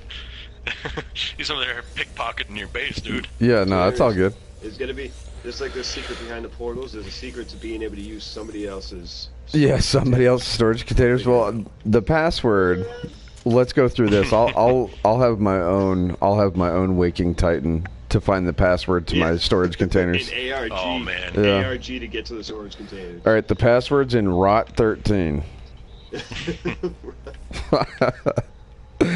Oh my goodness! All right, I let thought me. you had a flagpole out front of your door. Like, I went outside one door, and I saw that like support beam coming out of that one room. I was like, "What does he have, a flagpole in his shop?" That'd be cool. What Iceman's not telling you is that as soon as you open one of his and you don't have the proper retinal scan, you're going to be attacked by Sentinel Mothership immediately. Sentinel Mothership. On the I ground. want to provoke that just to see it. It'd be like instant death. One of the big laser turrets start wasting out of nowhere, you. just a giant green laser comes from the sky. Yep, game over. I can't believe we Don't had even try to run. 3 people in the same room. Thank you, Andy, for coming down and seeing that and doing that. I can't believe that your front door is inflicting pain on me when I walk into your base. I got to That's get another a little further bug. away. Crazy security system going on? Yes, that's my security system. If a door closes on you sometimes, it will cause double damage. You'll take it once, and then you'll take it again on the other side. Yep. Really? Yep. It's utter crap. I wanna try to get the door to close on me. I don't think bugs work when you want them to, man. They just Can the are. guy kill himself? They're existentialists. They're existentialists. So if you get a sentinel outside your base, don't worry, I'll clean up for you, Ice. No need to worry. I'll appreciate that, yeah. All clear, all clear. There's a bunch Iceman. of... Yes? Iceman, you ever have any of those pet sentinels that get stuck in one of your rooms? Yes. I have.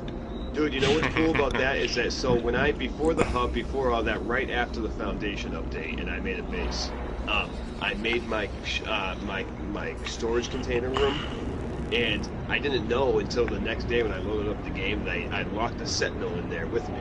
So, just out of all the places in my base, I thought that was the funniest place for him to be locked out, so I had a little security sentinel flying around at all times. That's funny. Just in my boat. All right, we got Boone's Gumball finally. Oh, you got I've only it? had, Yeah. What's it say? I don't know. What's it say?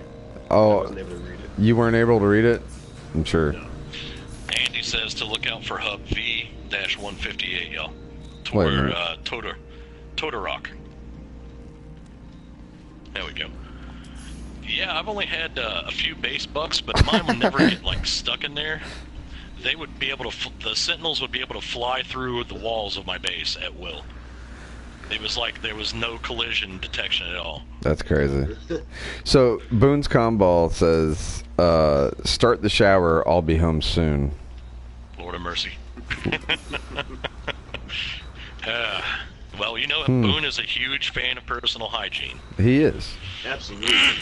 Loves, you know, he loves for people to be properly cleaned. I It's love just a thing. people, and in order to do that, I need to supervise the process. All which right. is why. I'm reporting inappropriate content. Don't kidding. report. I'm just report kidding. the combo. Yeah. What do they do with that, do you think? They Like, delete it. I don't know. I don't know if they delete it or if it just goes to someone who's like, yeah, that's nice. They delete them. They just forget about it. Just like how there's like you can report an offensive base. I don't know like what would qualify as an offensive base. I could make one. Yeah, me Just too. out And, of I got called out for that on email, and they deleted my planet name. What? So What? yeah. So they when I do first- actually pay attention to it. Yeah, when I first started playing, it was just a very long string of profanity, and some of it was directed at a certain game programmer. I'm crying right Oh now. my god, what? Dude, I'm surprised you're even allowed to play still. Yeah, they sent me an email telling me to cease and desist, or they banned my account. Cease and desist. Hmm. Well, your Yeah. copy. Do you have a digital copy? Yeah, Yeah, they just They blocked me cancel out your from. digital copy. Yeah, they just basically blocked me from being able to save. Is all they could do. Ugh. I wouldn't be able to use, the save states through the cloud. Oh, that's some real PlayStation Network. permadeath right there. So here's something I want to know. I'm curious about ice. Yes. So right now on my end, we got a pretty heavy rainstorm. Is it clear weather where you are? Yeah, clear weather, sunny skies. That's another strange thing. How time is different. for you and for Yeah, Andy it's like and for Iceman. nothing's queued up on the same server. Right. It's because we're all in our own instance in our own game. Because if we weren't, photo mode wouldn't stop time. Right. Right. Yeah. Because photo mode, Just every like time being somebody able went to into pause a photo game in mode, multiplayer. it'd pause it for everybody. You're wondering why your game keeps pausing. What the heck, man? Yeah. Iceman What's would be going on? farming away. Oh man, that would be fun, wouldn't it, Boone? We'd wait till Iceman starts farming on his base and just then pause it. constantly hit Snap him into photo mode.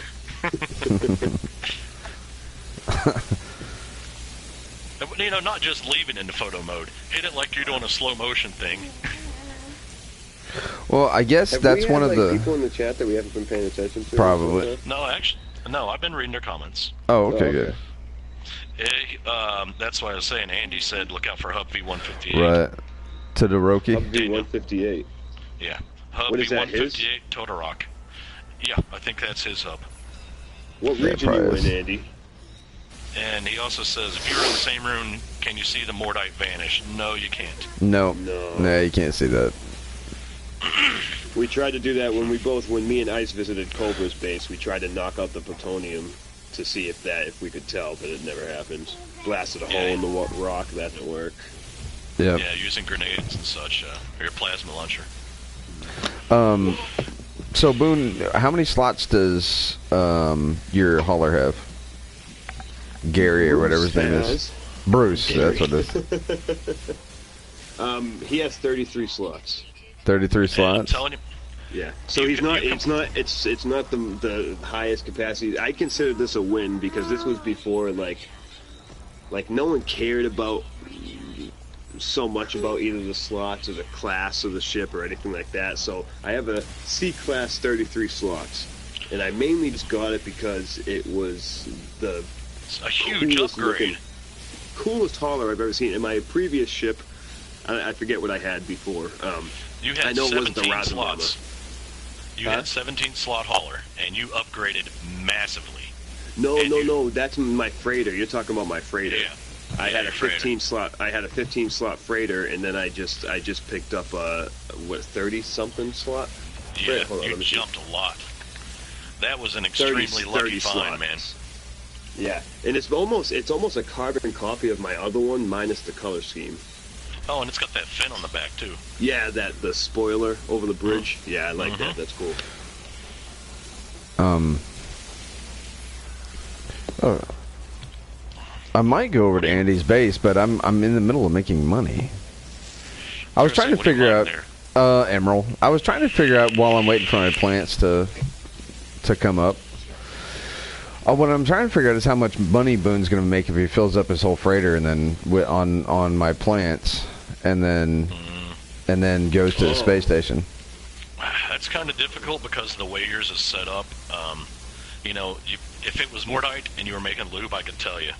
Because each stack of 250 plants, that's going to equal 100,000 Oh, I'm going to guess. once turned into Mordite, I'm going to guess that. or turned into lube. Right. I'm going to guess that he'll probably make his freighter is almost as big as mine, so he'll probably make about 9 mil. It's a good haul. Wait, 9 mil. If like doing my freighter or my hauler. Your hauler. Okay. Are you filling up your freighter? No. God. But like Doom's freighter. That, So like, man, that would... I was like, damn, I don't want to sit here and fill up my freighter. That's going to take me a year. Yeah, no, your hauler. Actually, no. With 30 slots, it would probably take you about an hour and a half to fill it up, and you would probably get, around 15, 20 million for that much, dude. I can do that. And then, okay. Well, here's another thing, though. Also, you have to think about this: is that I have a 33 slot hauler, but I only have 14 slots available. See, You're looking about 5 mil. yeah, you haven't gone true farmer yet. You haven't stripped that bad boy down to nothing. Mine doesn't even have a shield on it. Yeah, It's got mine nothing. either. Mine's got nothing. It's 48 slots man, of you just keeping nothing. it stock. See, Yep. this was my. I've been using this hauler for everything. So I loaded I loaded my warp upgrades. I loaded my cannon upgrades. No, that's why you get you an everything. Explorer, so you can warp in the Explorer and then change ships.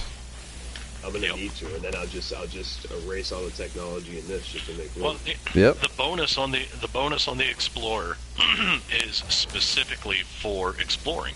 It's your warp bonus. Exactly. So, Hauler yeah. is what is the bonus on a hauler? It's a hauler is your shields, yeah, okay. and with your fighter, it is your damage output. Yeah, damage and shield. I noticed because the fighter I got, I had a damage and shield bonus. You usually get a small shield bonus. The haulers get a massive shield bonus damage. It turns them into basically a tank. And mine doesn't. So like when this update dropped, it gave me with my hauler, I have no bonus whatsoever. You get a C-class hauler. Yeah, exactly. That's why you have no bonus. The bonuses start at the bonus starts to go up dramatically at B class, then to A class, and then your special. Okay. And I'm telling you, man, it's as far as a hauler goes, the only thing it is going to be really useful for, you're not going to fly it. You're going to park it in your freighter and use it when you want to make money. That's so, it. Like Iceman said, strip it. Yep, just strip it, man. All the way down to the blocks. All right, so I'm getting missions. I got plenty of stuff to do now. I gotta get a new hauler. I gotta raid ISIS farm. Right. Oh yeah. I have do that a lot. I have to raid ISIS farm a lot. If I knew where you were at, I'm at 5 mil right now. if I knew where you were at, real quick, do you have a farm, Boone? I do. No, well, no. I only have one of those little biodomes of Mordite. That's it. That's it. Because I was gonna say I could start up, like I could hop had a back and forth massive between loot farms and raiding them. Oh yeah, see, that's why a lot of people will set up little little trade routes for them. Especially like they'll set it up through like the teleport in your base. Right. So they can they have a little system going. They just go back and forth to farm the system constantly. Andy says, what you want is 4 big farms on the Terminus and then sell the NIP. M Square said he's up to 523 million units. That's a good solid number, man. I like that number. That is pretty solid. The Yeah, it's most pretty I've good. ever been, I topped out at 80 mil. And that was off I got Worms Pearl Farm. I think my top was about 160, I think, something like that. See, accumulate all that. Not when you're doing it like Iceman says, though. If you just use what he's saying as a basis, strip that freighter or strip your hauler down, and you got the 48 slot hauler because it's worth it. You will make more money. It's just that simple. And I'm like Iceman. But then the question is, what happens to Bruce? Name your next Bruce ship, is still Bruce. going to be useful. You're always going to have need for a hauler. It's just the simple, it's economics. Like I said, I spend money on this game like it's water. If I find something new that I like, I'm going to go out and buy it. Period. Just because I want that. Very picky water. Yes, well, Iceman, how long did it take? How long have you had the same fighter before you found Old Beautiful there? Well, Pretty that's red. true. That's true. That is true. So But I bought it like outright. Like I just, you know what I mean? Like I kept both fighters. So. But the thing is that you have been through countless systems. You have seen fighter after fighter after fighter fly in, and just last week you got that one. Yeah, but I wasn't looking for it though. You know what I mean? Like I wasn't on like a fighter mission. I was just like, ooh. Regardless of whether or not, I remember. But regardless of whether or not you were looking, the time that it took to get it is still there. Sure. Yeah, you're right. But it's kind of like I would explain that experience kind of like you're driving down the road and dude, all this emerald came back. That's crazy. Nice. You're driving down the road and you see a car drive by that's like, oh, dude, you check out that Corvette, and then you just go buy it. Impulse. I wish. Yep. There are some that's the whole reason. What your statement there is the entire reason that I'm making the ship video, because there are some ships that just quite literally spoke to me that I found so striking and so setting than the others that I wanted to show people. Look at this thing. Look how awesome this is. Right. Or like some ship you've never seen before. Like, I didn't even know that was a thing. You know? Yeah. Like some of them with one wing that I just want to kill with fire. Yeah, exactly. I don't like the one wing thing. thing. Conversation with this unsymmetrical ships. It just set off Boone's OCD. Yeah, I don't like them either. That's why my base is all symmetrical. I couldn't, like, at one point I was making plenty of money with 3 biodomes. I'm like, no, I gotta have 4. I gotta make my base symmetrical. You know what's crazy is that my first base was just a complete mess. It was so all over the place. There was no system to it whatsoever. I was constantly changing it, and like I cringe to think about that now. Because I was just so pumped about base building that I just, like, as soon as I found the base, I was just like, all right, build, and I wasn't worried about what it looked like. I just wanted a base. You know? Right. I think it's part of being human, actually, to crave that order, that symmetry. I mean, if you look at how the ancients built and their obsession with numbers, right? Like, the golden number phi. And their obsession with pi and getting things perfectly squared and their layout. This is part of our breeding, right? To want that, right? And I think everybody when you first start your base, let's face it, it's an experimental mess. Yeah. And it drives you nuts. Like you're never gonna be happy with your first base. That's not gonna happen. No. I'm still not. And the thing, like the number one problem with me when it comes to base sharing is just the limit. Right. I'm not happy with it. Like I'm okay with how it looks, but there's so much more I wanted to add on to it, and just knowing that I can't, it's like it's always good. I'm always going to consider it unfinished. Right. I wanted to make. No, go ahead. Sean Sky says, sorry about that. Sean Sky says he has 270 million currently, but he's got 4 S-class ships. Wow. And M Square says freighter plus 6 ships. Wow. Yeah, that's a lot of dough. That's nuts. Those things pushing 90 million a pop. Yeah. What was I gonna say? I totally forgot. The base building. Yeah, we're talking about base building and stuff. Oh, I know what I remember what I was gonna say. I wanted to make a giant gumball machine. Oh man, that would drive me insane. I couldn't even look at that. I'd be like, no. No, I wanted to take one of those golden balls and push it all the way to the top, and then let it roll down. Then hopefully it gets into place where you can put it under a dome. Like as a base, make a giant gumball machine. Yeah. Jeez. Tell me something, Iceman. What did your first base building experience? What did your base look like? Trump Tower. It was Trump Tower. Yeah, I remember you telling me big black base with big huge towers. And yeah, it was like all ominous. This imposing structure. Yes. It was kind of See, I actually, you know what? And this was during the election. He wasn't even president yet. And I'm not a Trump supporter by any means. I'm not a Hillary supporter by any means. I just thought it was funny. I don't mind. So I'm surprised. Like I obviously you weren't anywhere in the hub because I'm surprised no one came by and like reported it as offensive. Oh Lord. Yeah, leave it. That I would totally expect, to be honest. Yeah. Absolutely.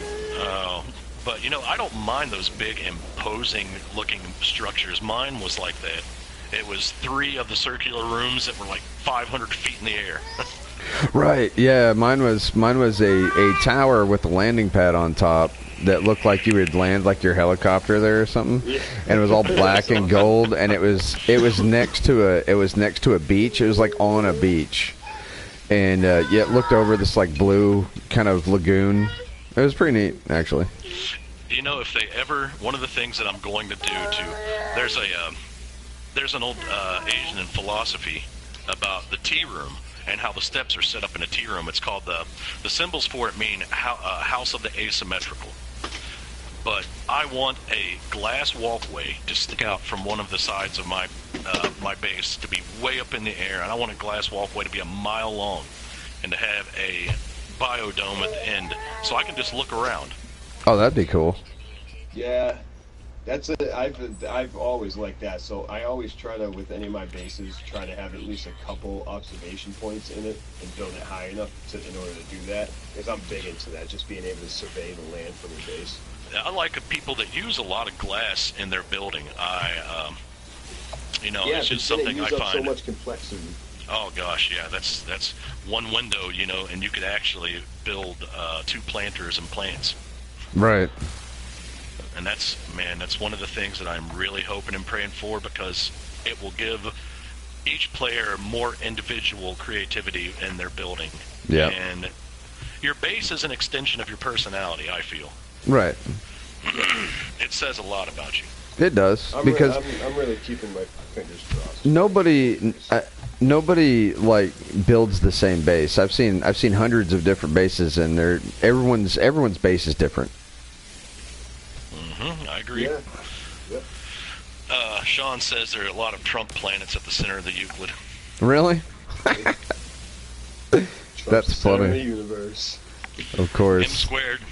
M squared says I have that Star Destroyer type freighter, and he named it Executor, the Vader flagship. Oh, yeah, the Vader flagship. Hold on, I'll show you what mine is named. It's named the Space Whale. Okay? Huh? Is it okay to? Yeah. Never mind. I don't think What I can should I name mine? see. That's a personal thing too. Names. I named my fighter Raging Poner.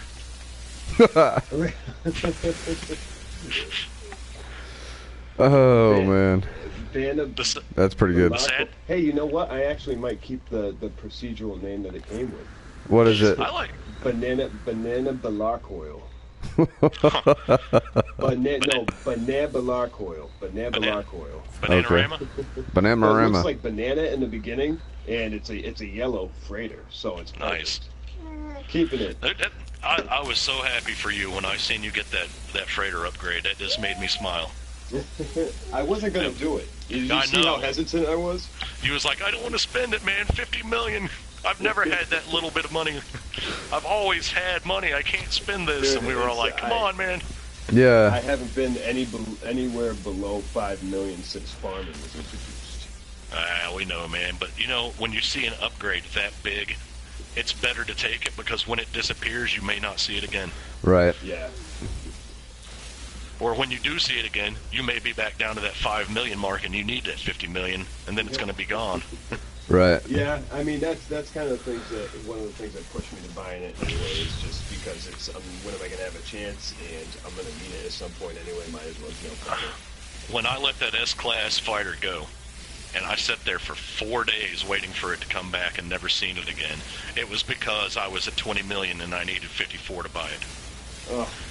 So after that, I have never forgotten that lesson. Yeah, I'm sure.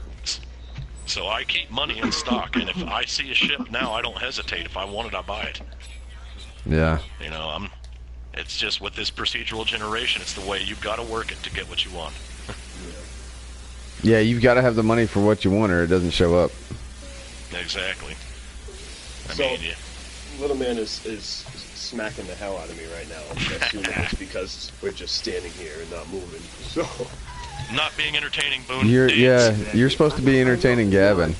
I put him down, so he just had like the saddest pouty face on. Aww. He's like, "Oh, you're just gonna forget about me?" Aw. How long have I been streaming now? What?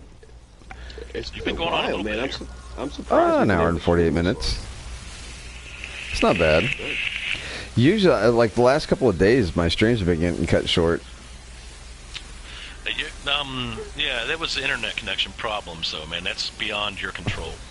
Yeah. You can't really beat yourself up over that. Yeah, so.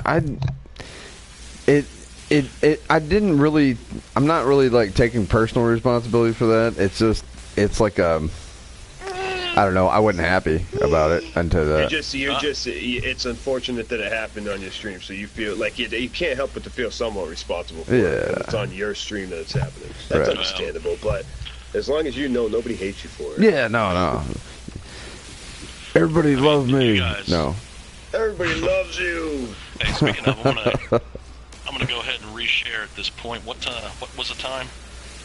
Hour 48. Hour and 48, something like that. Okay, I'm gonna go ahead and reshare through Twitter.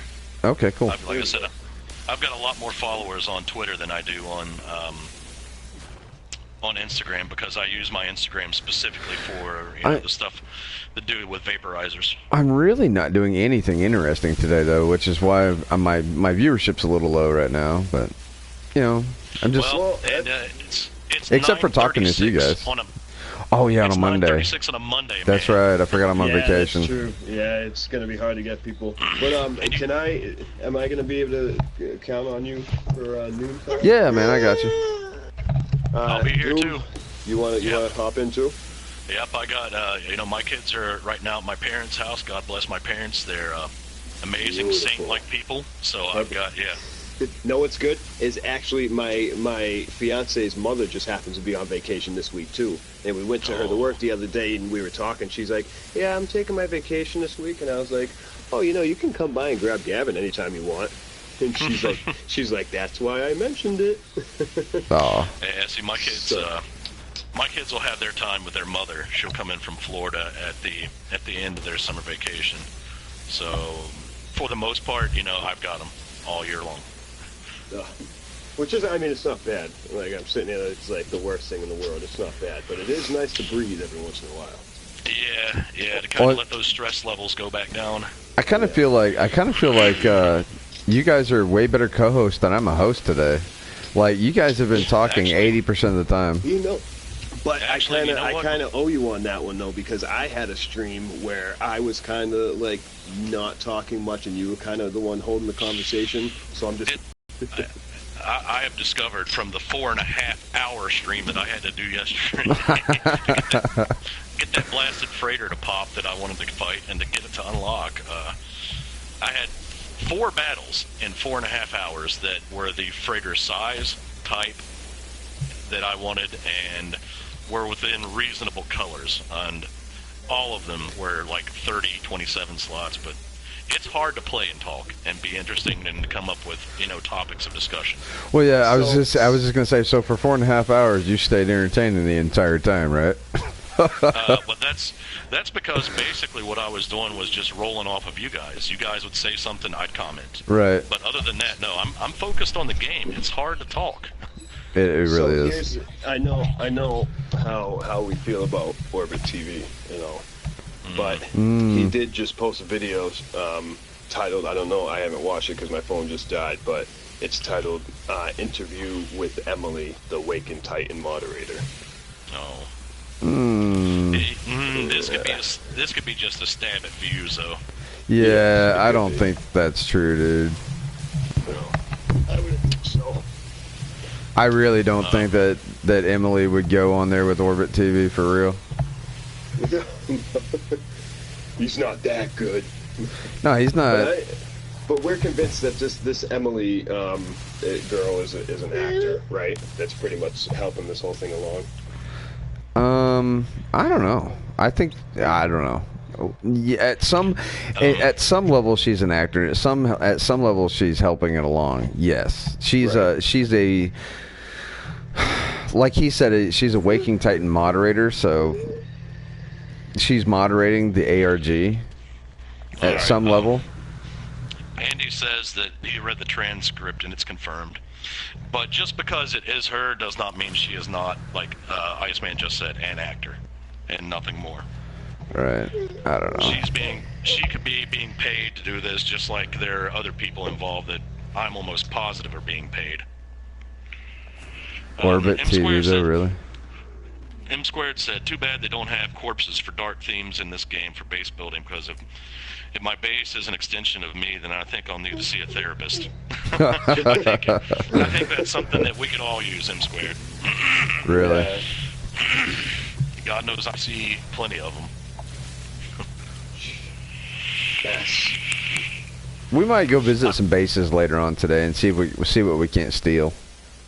You know, sometimes, Iceman, it's interesting to just go back and rehash the very basics of the game, like base building in. But let's say what vehicle you like, what do you use it for, and why? Okay, yeah. We could talk about that.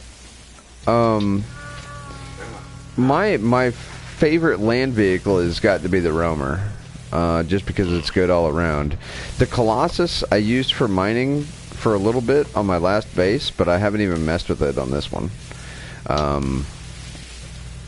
me see my Jungle Hopper. Let me see here. Look at, of course, you know my setup on my suit is I've got everything connected together. It's about as upgraded as it's gonna get. I mean, yeah, you're maxed on defenses. Yeah, I'm pretty much invincible at this point. So there's nothing really to do with that. My starships, I've got my hauler, which is a 35 slot. Got it stripped down, and all my ships are I fell off the thing. All my ships are what do you call it? Customized to their specific roles, right? So my hauler, the reason why it's stripped down is to provide more space for hauling, right? Exactly. So that I can take less trips with product, and which saves me time. So I can just fill up my hauler and haul product. So there's that, and then I've got two fighters. One fighter has conventional weapons on it that came with the original vanilla copy of No Man's Sky. And then I've got another fighter that came out after the Pathfinder.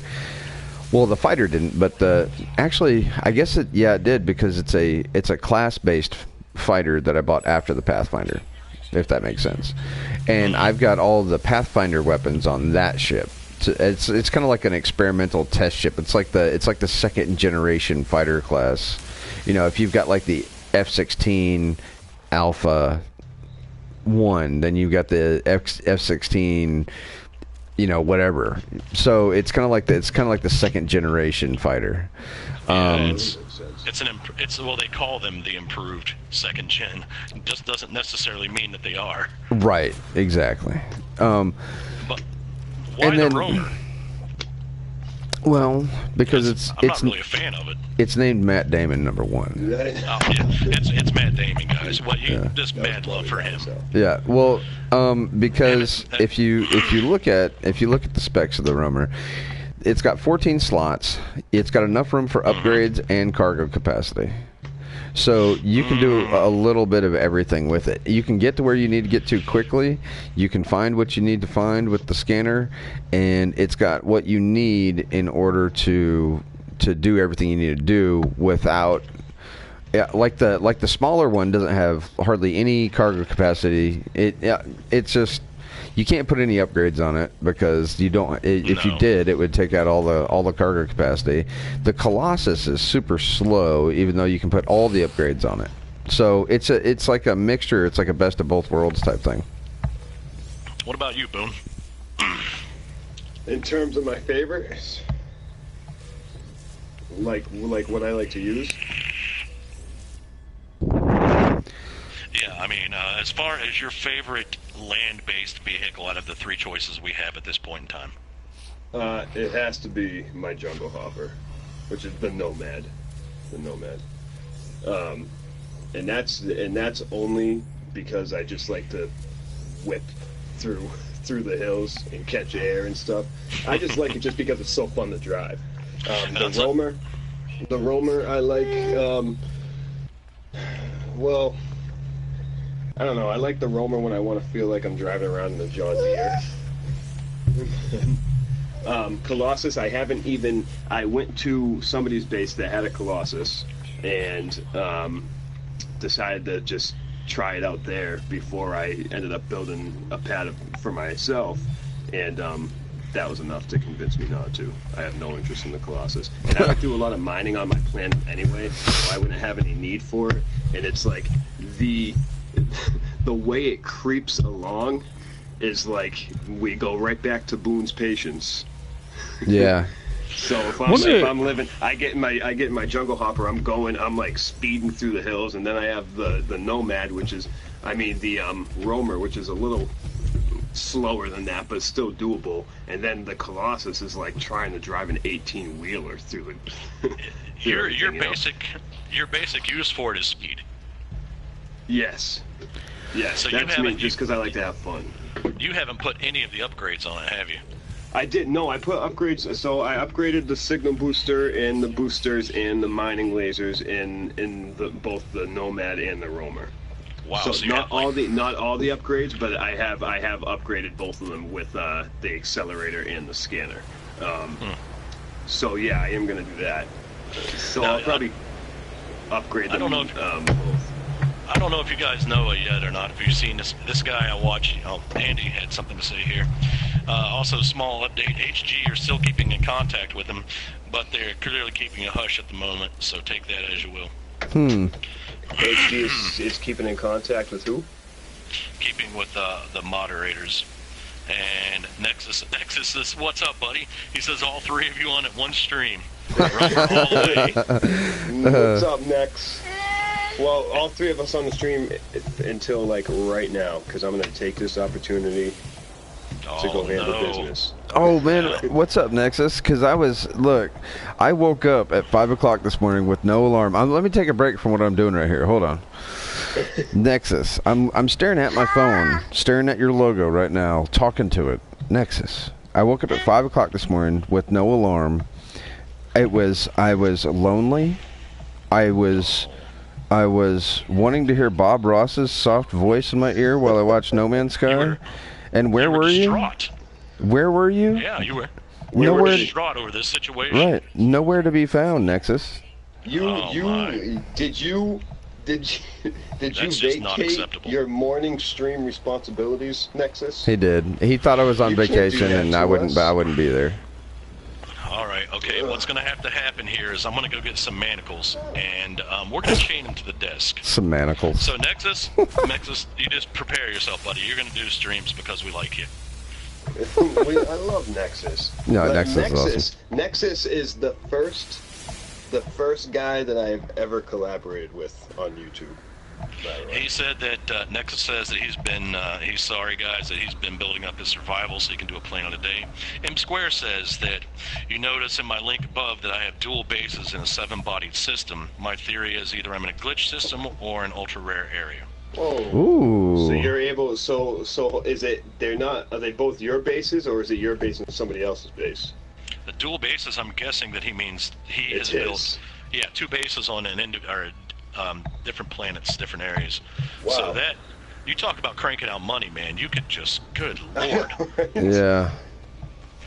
2 massive farms in the same system. And get cut the them time back, in half instantly. Back on subject. I like big, impressive looking things, these big bulky tank like items, so I absolutely love Colossus. And Colossus can just power up hills. If you get it stuck in a hole, it will climb no problem. Whoa, I got stuck. So when I was using it, I went down a hill at this kid's base, and he had just a steep incline on the other side, and that was enough for me to get the Colossus stuck. I dug the nose. It dug the nose right into the side, and it wouldn't move anymore. Boone, my girlfriend, loves the Roamer for one reason. That thing is like a speed buggy on crack. She gets in that thing and just goes nuts. She'll blast around my planet, and she's like you. She loves the speed, she loves the jump, and she loves to get stuck in holes. So I've learned the trick is to carry enough carbon on you so where you just get out and you blast you a road. Right, that's what I do. That was the worst part about me making my race originally, because I had to make my race in such a way that you wouldn't get stuck in the crevices that are on my planet. Yeah, my planet's like it. It looks like an earthquake hit. It's pretty rough. I do like the Colossus, but whenever I'm trying to mine, I don't even mind it's slow. I've got plenty of patience. I don't even mind that, and I like the cargo capacity. The only thing I don't like about the Colossus is whenever you're trying to mine and a Sentinel flies under your Colossus, it'll lift it up in the air. Oh, I saw that. So this happened the day I tested the Colossus. I have it in a video. but I was I provoked the Sentinels somehow, and I got him. I kept driving around the base, and I got to the point where I had 3 stars on me. So I had like 4 Sentinels out there by the time I stepped out. And as I was killing them, out of nowhere, the front end of the Colossus just started rising up. Yeah, it just starts rising like up. The back end stayed there, but it just the front end just started floating. It was And the weirdest thing. it's just really annoying when you're trying to mine, that's all. Did that happen while you were driving? I gotta admit, right now, dude, you've had a pretty successful farm this stream. Who, me? Yes. I haven't even sold anything You've yet. done rather. Yeah, I know, but you've managed to gather quite a bit. I did do that. You know, I don't tend to be as lucky when it comes to things like, you know, I need 1,000 aluminum, and I go to find it, and the planet says aluminum, but there's no aluminum on the planet. Yeah. Right, yeah, that's happened to me before. Oh my God, I just got ate by a catfish shark. Run quick. Bad catfish shark. Iceman, you Iceman, man, you are just, you're some kind of luck charm, man. It's something. It's gotta be. It's gotta be something with them. I'm sitting here talking to you, and I got a catfish shark eating my butt, so I gotta run. Did you even know that they were in the water? Oh yeah, I know they're down there, but they're rare. Oh. So I don't usually worry about them. I'm sitting here letting bugs in your base. I've been sitting here with your front door open for the past hour. Oh, that's good. Geez, close the screen door, man. Look, I'm not trying to heat the whole planet. I know, I know. You get a nice, comfy 15 degrees Celsius planet, though. Right. Oh, yeah, definitely. Do you know what power cells cost these days? Air Yeah, conditioning right. ain't free. That's never mind. At nighttime, it goes down to what? -50? Yeah. Something like it's not bad. Here's another question, and this is just something I'm personally curious about, and to everyone watching the stream. Blue Screen Gaming says that he is an old sub review. Stay watching your vids. Blue Screen, we will be on later with Boondocks when he gets ready to settle down. Yes, and I would say 3 hours from now. He is going to farm like a madman, and me and Ice, we're here to keep him on the straight and narrow. Yep. Hey, thanks for coming by, Blue Screen. Yeah. I remember Blue Screen from a long time back. So thanks for coming to the stream, man. The question I wanted to know is, I've got an S-Class weapon, 24 slot, and I wanted to know, it came S-Class with pretty decent, you know, for being and not built up. It was a pretty decent weapon. How many times have you guys seen S-Class weapons available? Never. Never. I've never seen one, ever. Well, there's your RNG right there. Yeah, can't get the ship, so here, have a gun. Have a weapon, yeah. Yeah. Wait, you wait hours and hours on the ship. We're gonna give you a gun. Yeah. Right. Because I guess why it could have not? been worse. I guess I could have got like zinc or something. I could have swore I've already dug this hole out before. You have. And Wasn't that just about a half hour ago? Yeah, and it refilled with emerald again. Holy crap! Oh, yeah, it's like that's it. I'm pretty sure. Like, can't you put an automatic miner on that? I mean, I could. Yeah, but they're slow. They're Yeah. really They are not slow, worth and it. I know they're pointless, but I think that's why. So, like, because emerald, all those, like, stone structures like emerald and gold and all that stuff, I'm pretty sure it all regenerates over time, as long as you don't. Oh, take Sean, the if whole I thing out. Sean, if I had you on Skype, I could show you all of those experimental weapons I found. Boondock loves them. I think they look ugly. See, this is why I'm telling you, you need to come to the hub, dude, because you're good at finding stuff like that. So if you're in the hub and you so happen to find one, you can just be like, luck, hey, here's man. the coordinates, here it is, come get it. It's like I said, it's seriously luck. I follow. And I don't have I follow it. a path. He says Boone says he doesn't have the luck. He wants you to do the work for him so he can go get what you've got. Please. If I could get on Boone's account, I could have him an Atlas Pass V3. I found two yesterday. I could have you one in an hour, Boone. All right, I'll send you a memory stick with my save. You can handle business. It's actually tied to your PlayStation, brother. I couldn't play it. All right, Yeah. I'm mailing my PlayStation. No, see, I guess me and Bree could drive up here and come and see you and the fiance. But Where do you guys live again? I live in West Virginia, man. Oh, yeah. Well, I mean, you're closer than Ice is. I'm 8 hours from Maryland, and 8 hours from Pennsylvania or from Philadelphia. So. Yeah, I'm about 14 hours from Iceman. Which is odd because who'd we have on last night? We had Ty on last night. He is like a half an hour away from me, and then Colt C is like an hour away from me. They're both in Alabama? No, neither one of them are in Alabama. They're in Tennessee. Yeah, see, Sean, I don't like the look of the experimentals. They look like they've got animal parts attached to them. I like those. I like that, though. I know you get those ones that you get those ones that look like the Needler from Halo. Mm-hmm. Yes, that one's pretty cool too. I found one that looked like it had 2 crystals and a shark's fin for the barrel. I've got pictures of them. Really, the only reason I like them is because they're so rare. Yeah. I tell you this, I've never found a A-class experimental, and I've never seen an S-class. Just regular weapon S-classes thus far. Nexus says that Iceman's planet is gorgeous. It is a beautiful planet. Yeah, it is. It's a place. Nice place. You know what? That's a place I could just get in the Colossus and drive for 2 hours. Yep. Oh yeah, there's no animals either, which is nice because the last planet I was on, I was driving Matt Damon all over the place, and it would overspawn animals, and it was just I was riding on a dirt road of death. It was just. I was just running over animals left and right. They were just flying off my vehicle. Off the hood and yeah, it was nasty, dude. So I'm glad there's no animals. Hey Boone, before you go, I'm out of here. What? Boone, before you go, Bree is reminding me to tell you to go ahead and add her on Skype. I will add right as soon as I. Of course not. Wait a minute, you're not. That's none of my business. What is it? No, I was gonna say you're not even friends with Skype on Bree. I mean, friends with Bree on Skype. Yeah, I am, but it would be easier for her to work directly with both of you instead of me playing mediator. Oh, you don't want to be the middleman, huh? Okay. It's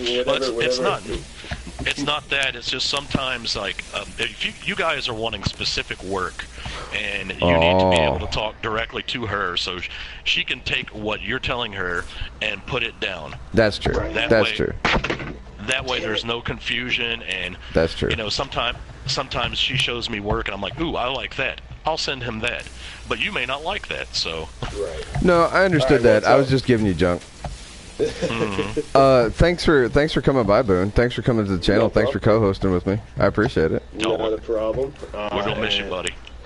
Well, I mean, 3 hours. I hope you guys can. Doom's gonna miss you. Until then. You're gonna make Nexus cry. Dude, Nexus. Nexus is gonna cry. I hope you're able to come to the stream, buddy, and at least watch. He's upset, Ice, Boone. I know you're not gonna miss me too much, but I'm gonna miss the hell out of you. Well, I appreciate that.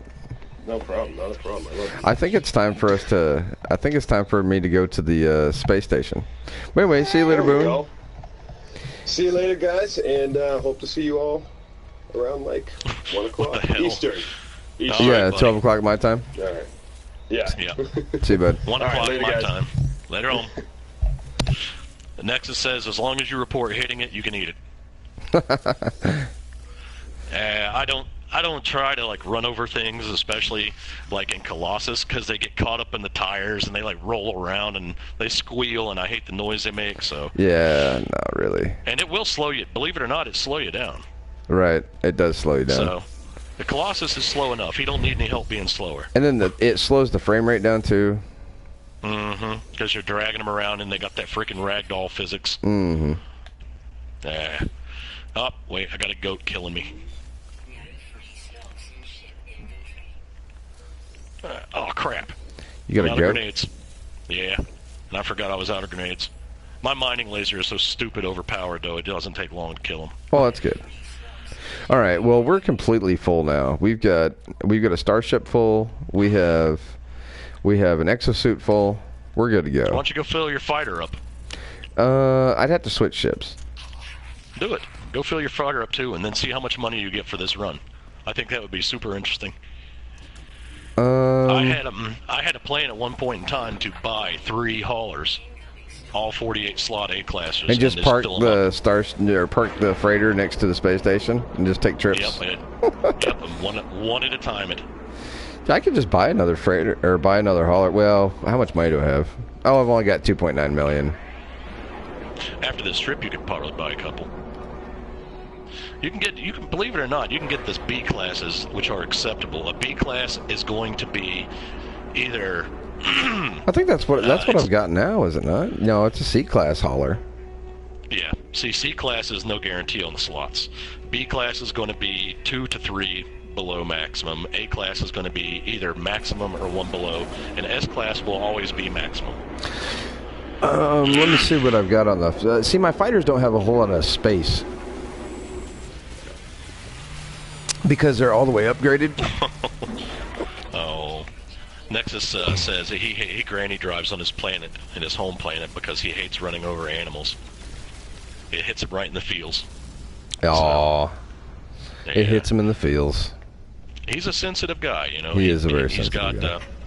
He's got emotions. And See, I don't think that's a good thing, but you know. In the Star Chaser, I've only got 1, 2, 3, 4, 5, 6, 7, 8 open slots that don't have upgrades in it. Mm-hmm.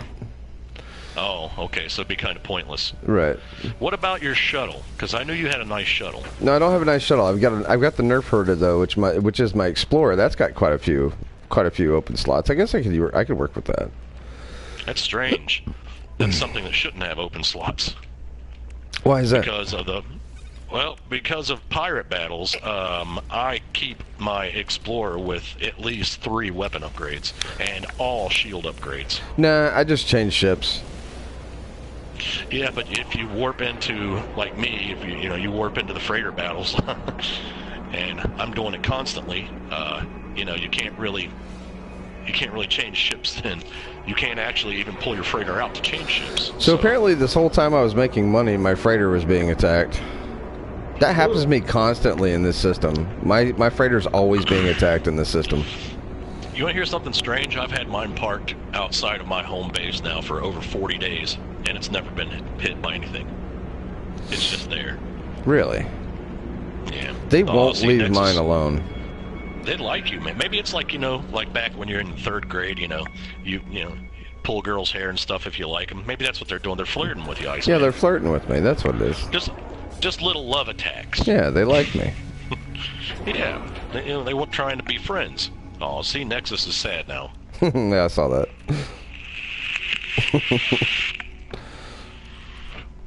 We're sorry, Nexus. Yeah. We're beastly men, and I'll not apologize for it, but I was gonna say I'm not. Iceman might. I'm not sorry. Yeah. No. I won't tell you about the many hunting trips that I've been on. And telling my children about eating Bambi. Good. Let's see what we got growing down here in the farm. In the old farm. Now, I don't even know what time is it. What time is it? Oh, it's 9 o'clock. That's not bad.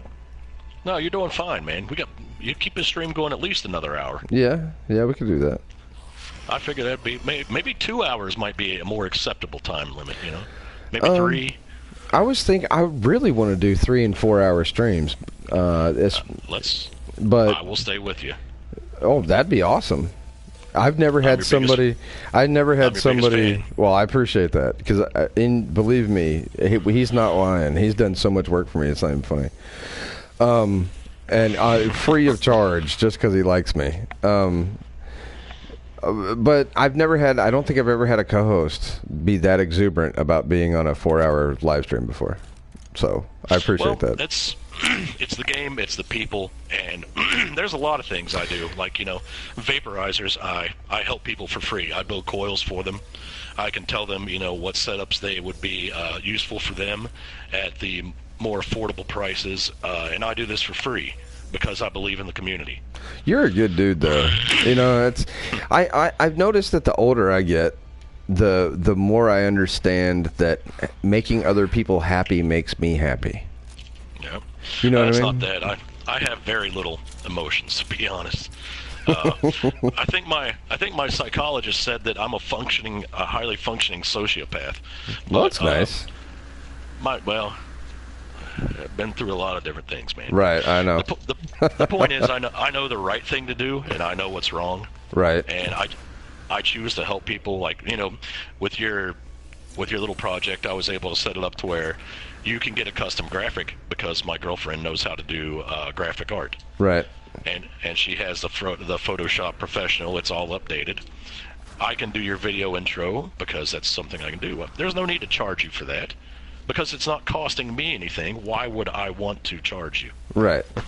No, and that that's awesome. I don't like people that make money that way off of other people. Right. It irks me, and I want to hurt them. I like that about you. Well, and it's support the community, you know. Right. If you're going to be a part of the community, then support that community. Right. I agree. Like you do with your live streams and the information you pass along. Sure. Just you know, any community that you're in that's you know a close, tight-knit group of people, you're going to want to do that. I mean, that's just how it is. I'm sure that you go out and you say that, you know, you've never seen people like that, but you yourself go out to your son's Little League games, you show up, I'm sure you support that community. I'm for real, that's not really a community and this is bad to say this, but it's not really a community I care about too much. Because it's not for me, it's for my son. So in that regard, yes, I support my son and I support it as far as he needs me to support it, but I'm not friends with any of the parents or anything like. More or less, I'm out there pulling security. Like the other day, I was out at the baseball game, and I've been taking, like I said, ever since I started taking medication, it's gotten better. But yeah. I was out at the baseball field the other day playing softball at the company softball thing, and or at the it's not a company, it's a state thing, but and we're out there playing our second, right, and everybody's starting to close everything down, right? Like everybody's getting ready to leave and stuff, and that's cool, that's fine. But my two kids and my buddy's kid, my daughter was watching his daughter and my son babysitting, right? So she's taking them around, having fun or whatever. And I'm out in the left field, and I see a truck pull up with a bunch of convicts. And first thing I thought, and they're working out there, right? They're picking up trash behind us and stuff like that, and they're on that community release detail, right? Which, okay, I don't think it's a good thing. I said, you know, I was like, okay, well, whatever, you know, but I've got my kids here, and I'm stuck in the outfield, and these convicts are walking around, and that, before I started taking medication, that would have set me off. I would have came off the field, grabbed the kids, got in the car, and went home. Yeah, see, with me, it's more just being around large groups of people. Being outside sometimes triggers me, and yeah, that used to trigger me bad. If I'm at full blown to panic attack, I'll hurt people to get away. I'm no longer in control of myself. Right. So, you know, I stay home. Right. And I really appreciate the fact, Iceman, and for all of you viewers out there, I really appreciate the fact that you guys don't, you know, you don't pester me about stupid questions about, you know, my time in the service, because it's just something that I will not talk about. Right. Yeah, I agree. I'm sure as a military man, you know, serving in combat zone, you've had the questions. Did you kill anybody? How many people? Oh yeah. That immediately wants to make me break your jaw. Yeah. Right. So there's that. That's something you go through. You know what I mean? Yeah. It's part of being a combat veteran. You know, we all deal with it in different ways. So. Yeah. Next it says to buy an ugly junker because they're attracted to your bling. Oh. That sexy bling you got going on with the shipness. Is that what it is? My sexy bling? It might be. You know, they might be like, look at them things. Gotta have me some of that. It looks like he's got a lot of junk in his trunk. That's what I'm thinking. Look at all that. This guy's packing gold. I know that dude's packing gold. He's got emerald. He's gonna kick it up a notch. Oh man, I tell you, I am a terrible person when it comes to being a ship hoarder, but I am so just so specific about it. You know, right now I haven't even started my warps to go into the freighter battles, but the people in that stream yesterday, they could tell you, man, I would turn them down just out of color. Right. If the coloration was not right to suit my standards for my 58 million units that I had to work for, I'm going to warp to the next place. I mean, it's not like you had to work hard. Well, you know, when you're talking about that many units, it gets incredibly boring. No, it's time consuming. I will say that. It's time consuming. Dude, I fell asleep. I farmed for so long. I fell asleep straight on the couch. I believe you. I mean, it's when, and like I said, if it's something that you're going to have to work at, then you deserve to get what you want. Well, I got what I wanted. I'm not saying, oh man, that red ship of yours is just, that's a nice piece of hardware. I'm the most happy with my red ship and my freighter. All the other stuff is kind of like meh. Well, you know, I don't. The reason I have not done a lot of pictures of the, and I know this is going to instantly offend people, but you know I can't help it. I am not a fan of shuttles. I do not like them. I don't like them either. The only ones I've found that are really attractive to me personally are the ones that look like the United States space shuttles that have the long bodies and they've got the big sets of wings on the side. Other than that, no, I would not own one. So I haven't done any pictures, no video of the shuttles. Yeah, I can't tell you. I really don't like the shuttles. They're just ugly.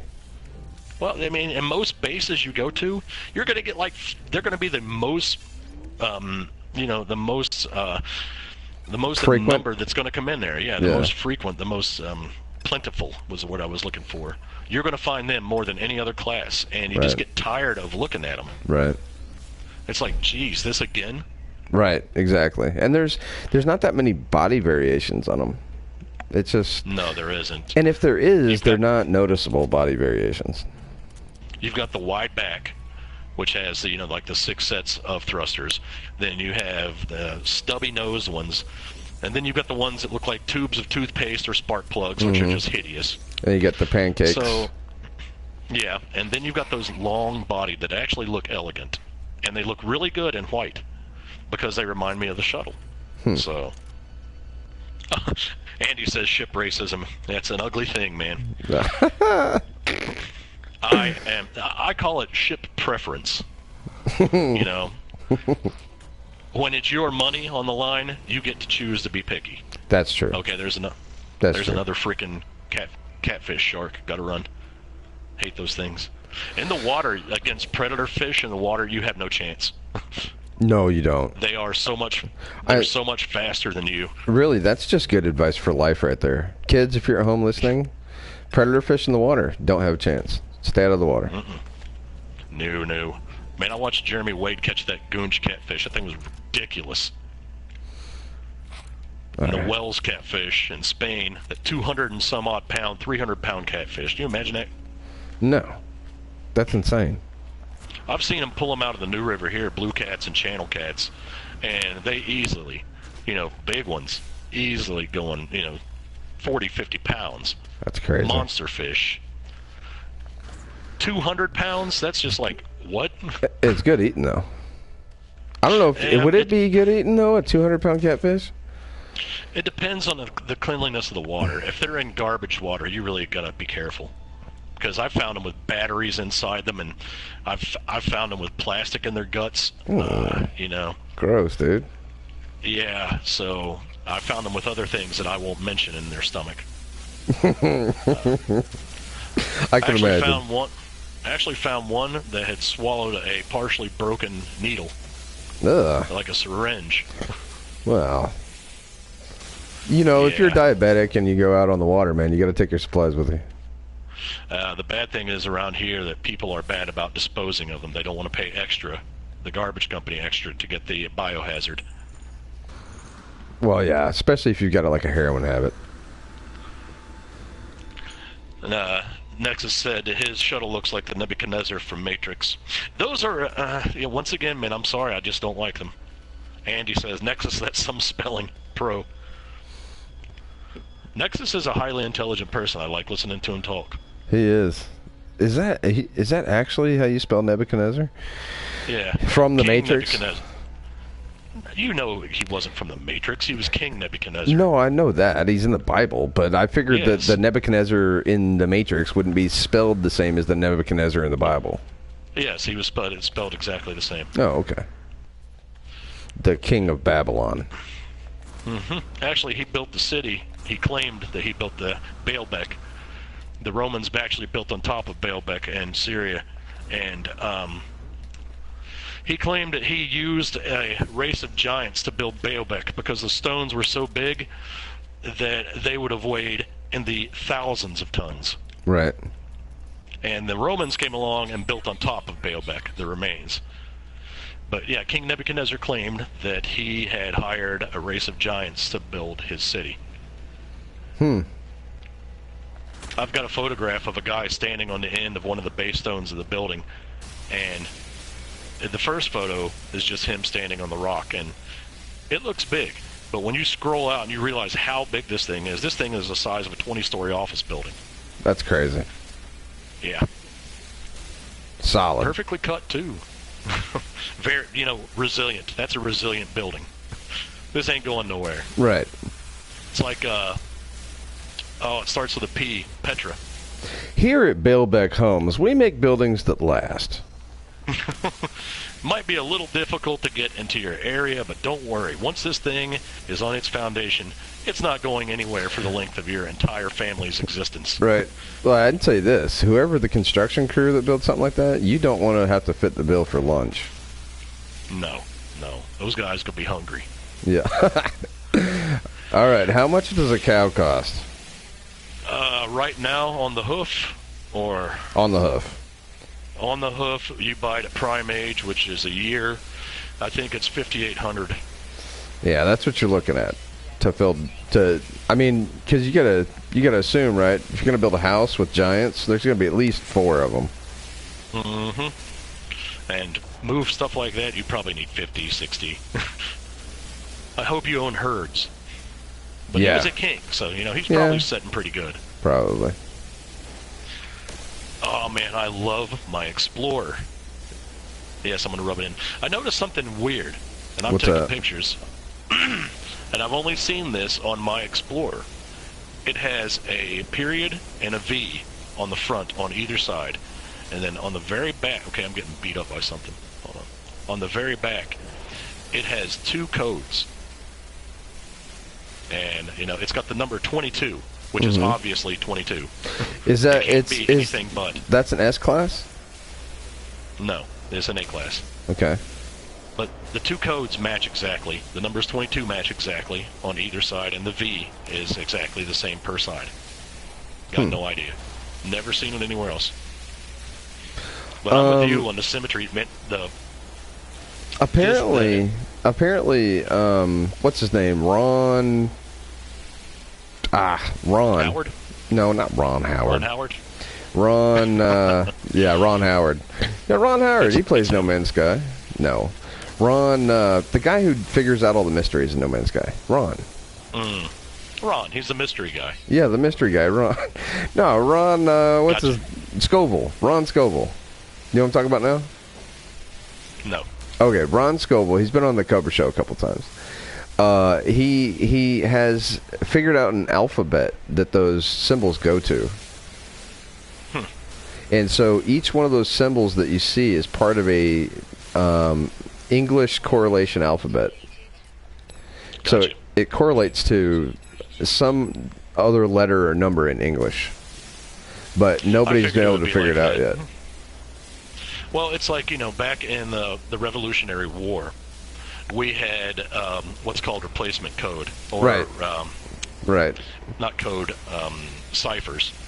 Replacement ciphers use symbols, shapes, just like the Egyptians, basically, like hieroglyph to represent a letter or number. Right. And so some of them were incredibly complex. It's easy to figure it out not with you have an entire document written in it, right? Yeah, well, it's like the Rosetta Stone. Yeah, exactly. You know, Exactly. It helped us figure out all these languages because it was a complete set of documents. Right. But then if you've only got like one letter or something on the side of a building, it doesn't help you at all, except to know that that's a thing. Like, okay, Yeah, well, that's a symbol, you know. I've got a lot of pictures of that stuff, and I was going to actually sit down and have a Swedish friend of mine. He writes encryption. I was going to have him run it through some of his programs and see if he could come up with anything. But nice. He is so busy. He's so busy with work right now, he can't do anything.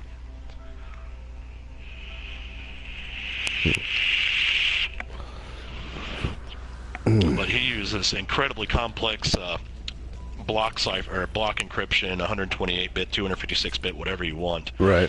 For like inter-business communication and stuff like that. Mm-hmm.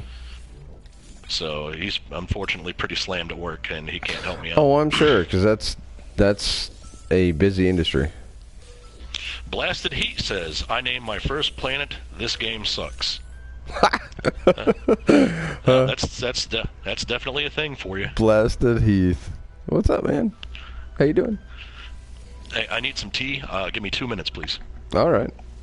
Make it 1.5.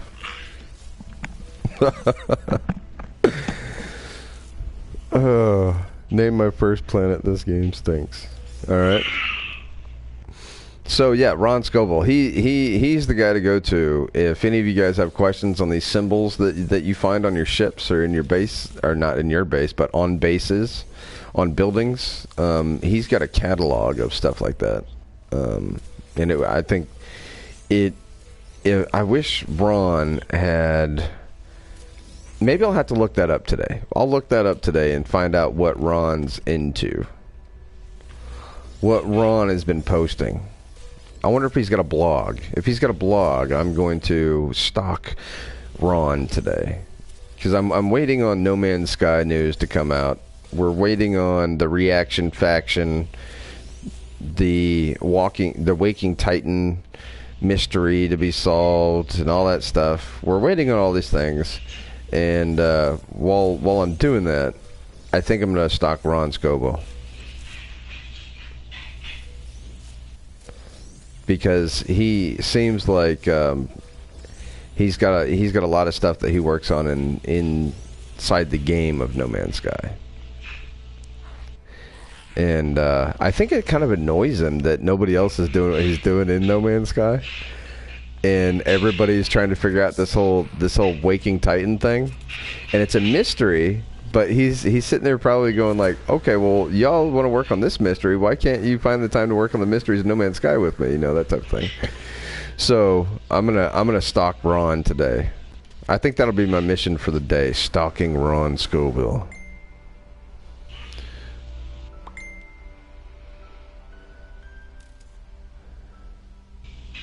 So, yeah, I'm going to stalk Ron. At any rate, there's the other comm ball that was left to me the other day. Hello, stream. Look at that. Isn't that cool? Somebody left me that. I thought that was pretty cool. Let's see if we're all full here.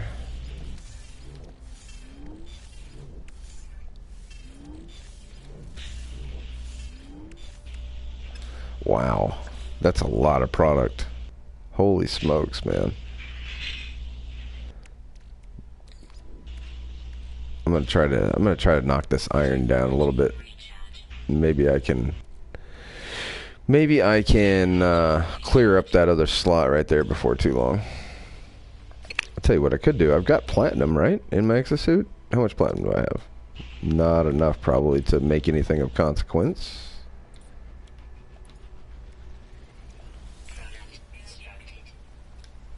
Go find a little bit more platinum. I can clear out a couple more slots by recharging some of my shields.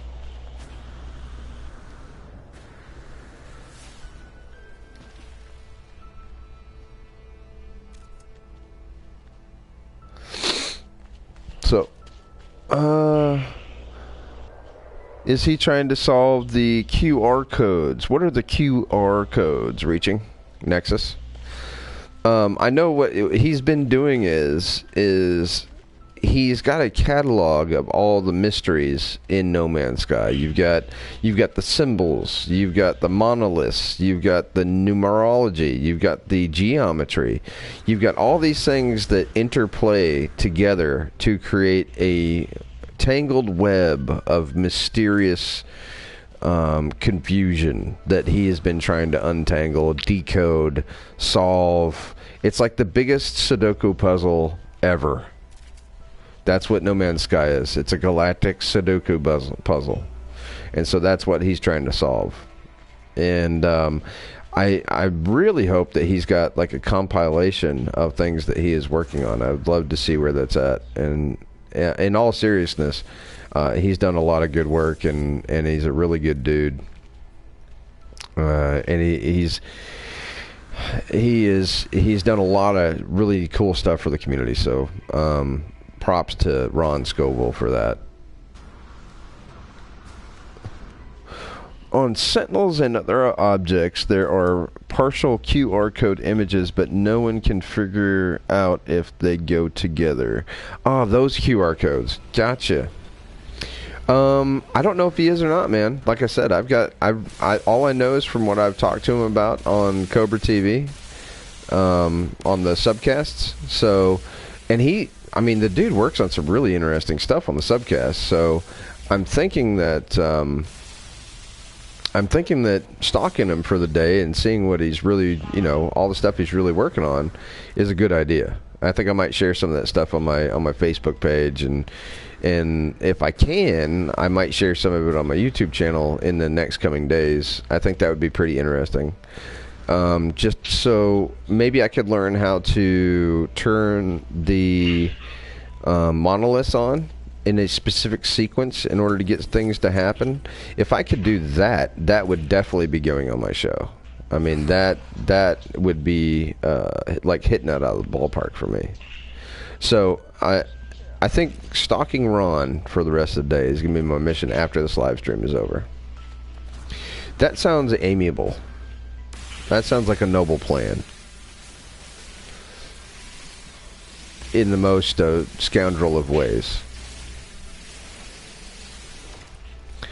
Missing 2 important features on the QR code. Nobody can find them. Oh, so somebody is working on the QR code. So Andy Krychek knows about the QR codes. Okay. Well, there you go. There's an answer for everything.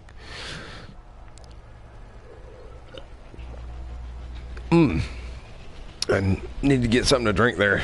Parched. I love it when folks come in here and talk to me in the stream, because it keeps you guys so much more entertained. So, I think what my mission... Ow. I just fell down in this gigantic hole. So, that's a thing. I'm underneath the... Okay, so remember the hole that I've been able to dig out like 2 or 3 times now? Yeah, your emerald supply. Yeah, the infinite. Yeah, the infinite emerald supply here. So, apparently, you can dig... I dug it all out, and when it grew back... There's a hole, like a bubble, in the bottom of it, and I'm in the bubble right now. Huh. That's I've had weird. That happen a couple of times, like caves within caves. Yeah, but it was all full, like the first time I saw it. Anyway, that's weird. Anyway, I think that I'm going to start stalking Ron Scoville. At least for the rest of the day. Just to see everything that he's worked on.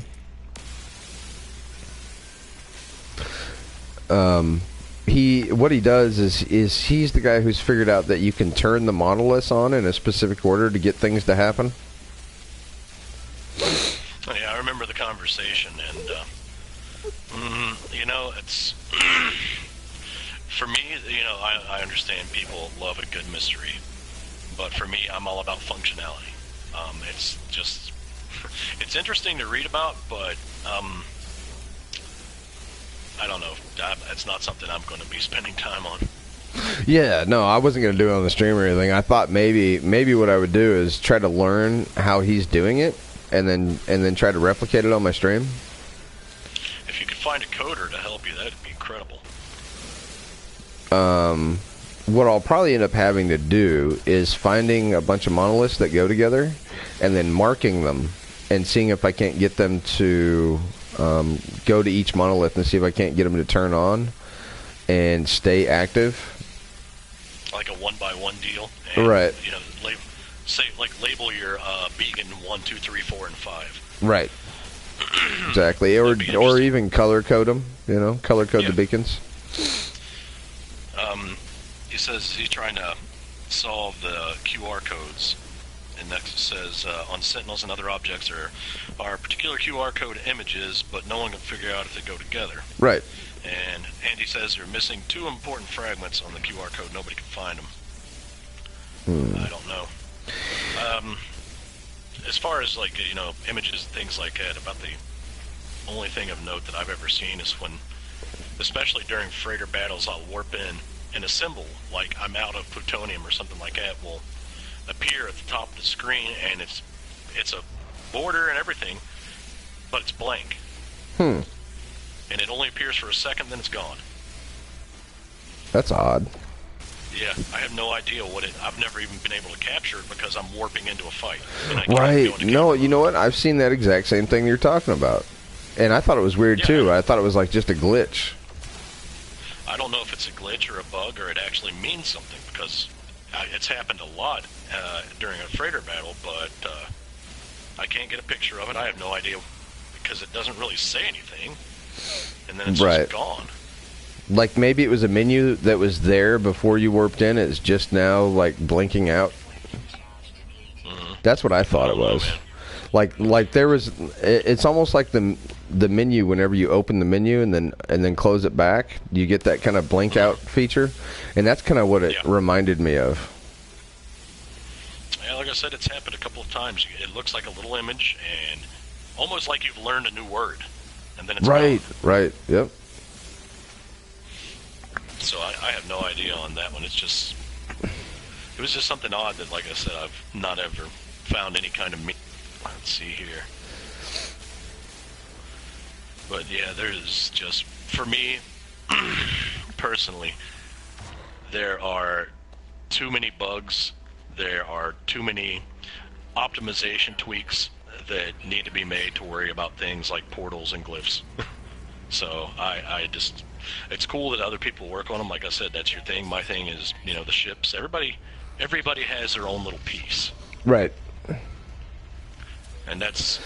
Right, yeah, you would never have enough time to work on all this stuff and find out the mechanics of the game by yourself. And that's how... No way.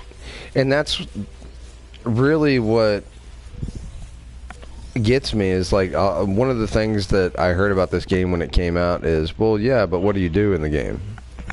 Yeah. It's like... whatever you want. Yeah, whatever you want. Nobody should have to tell you what to do in the game.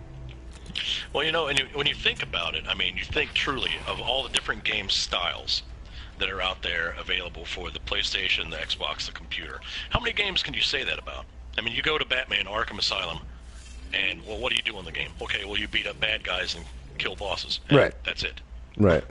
That's it. That's all you do. Call of Duty. What do you do on Call of Duty? Shoot bad guys. You shoot people. Right. Yeah. That's it. And that's it. It's a single facet, and this game is definitely multifaceted. Right. I think that's what confuses people. Like, what do you do with it? He says the alien's still a bunch of bland, dead-eyed figments. Well, I guess that's personal opinion. I have no way to answer that accurately. Response, what do you do in this universe? That's what you do in this game. Yeah, exactly. Are you a builder? Are you a farmer? Are you an explorer? Are you a fisher? I mean, are you a hunter?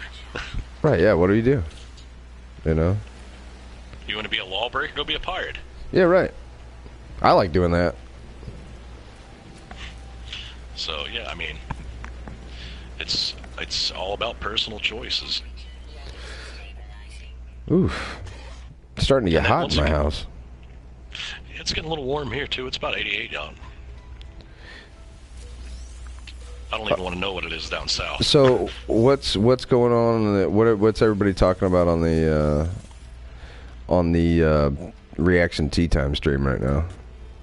I don't know. Hold on, I'll pull it up.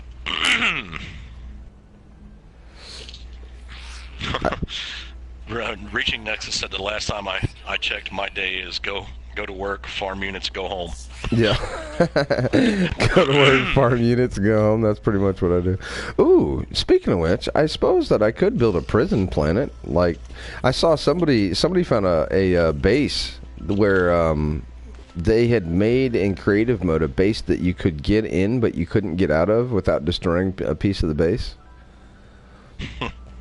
That might be something to do. And they had prison cells and beds in the cells and stuff like that. Gonna have to do a what's it called? Oh man,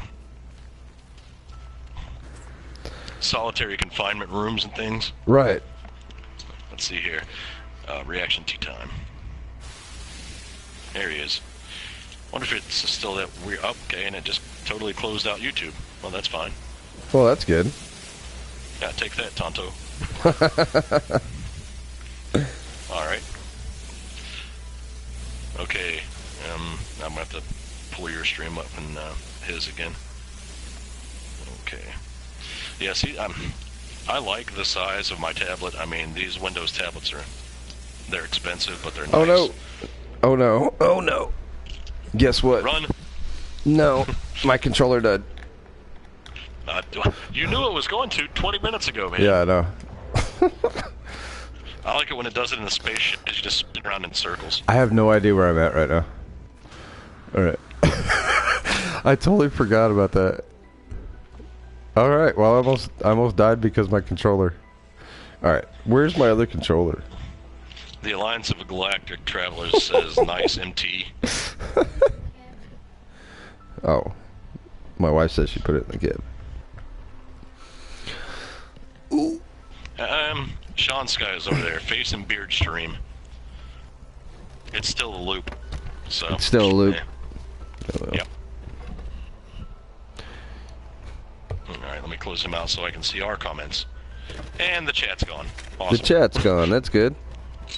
Man, I tell you, Chrome is just working nice today for me. That's good. Just hooking us up. Goodness, it's a giver. It really is a giver. Well, I think I'm going to take a break here for a second so that I can go find my other controller because I'm not sitting on my coffee table and live streaming. Be back. Yeah, well, that's okie dokie. All right, then. Blasted Heat, still haven't seen the giant dinosaur things from the original trailer. The Diplos you find on certain planets in sizes all the way up to like, I mean, they're like a 2-story, 3-story building. Some of them even have freaking snake heads and crab bodies. It's insane.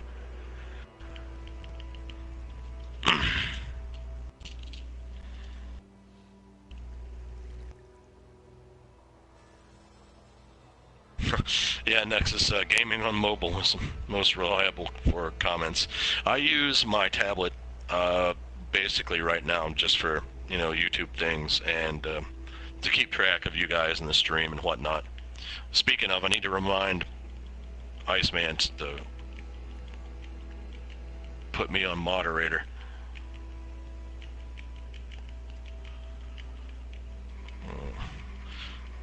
Farming Thamium. The struggle is real.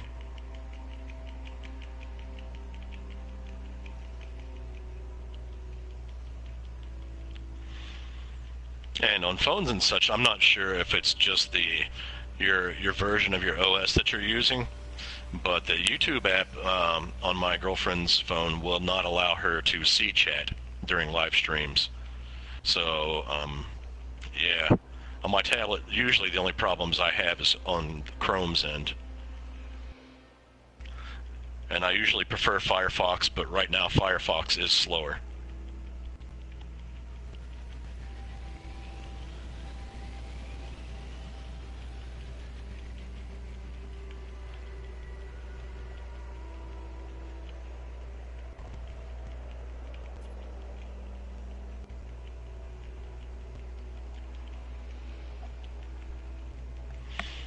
Let's hope he finds that controller, because he needs to get back to farming. Farming is definitely the most, time-consuming and necessary aspect of the game. But, as I said before, that was exciting. When you want something like, Iceman is doing right now, you're gonna have to work to get it, and that's any game though, really. So.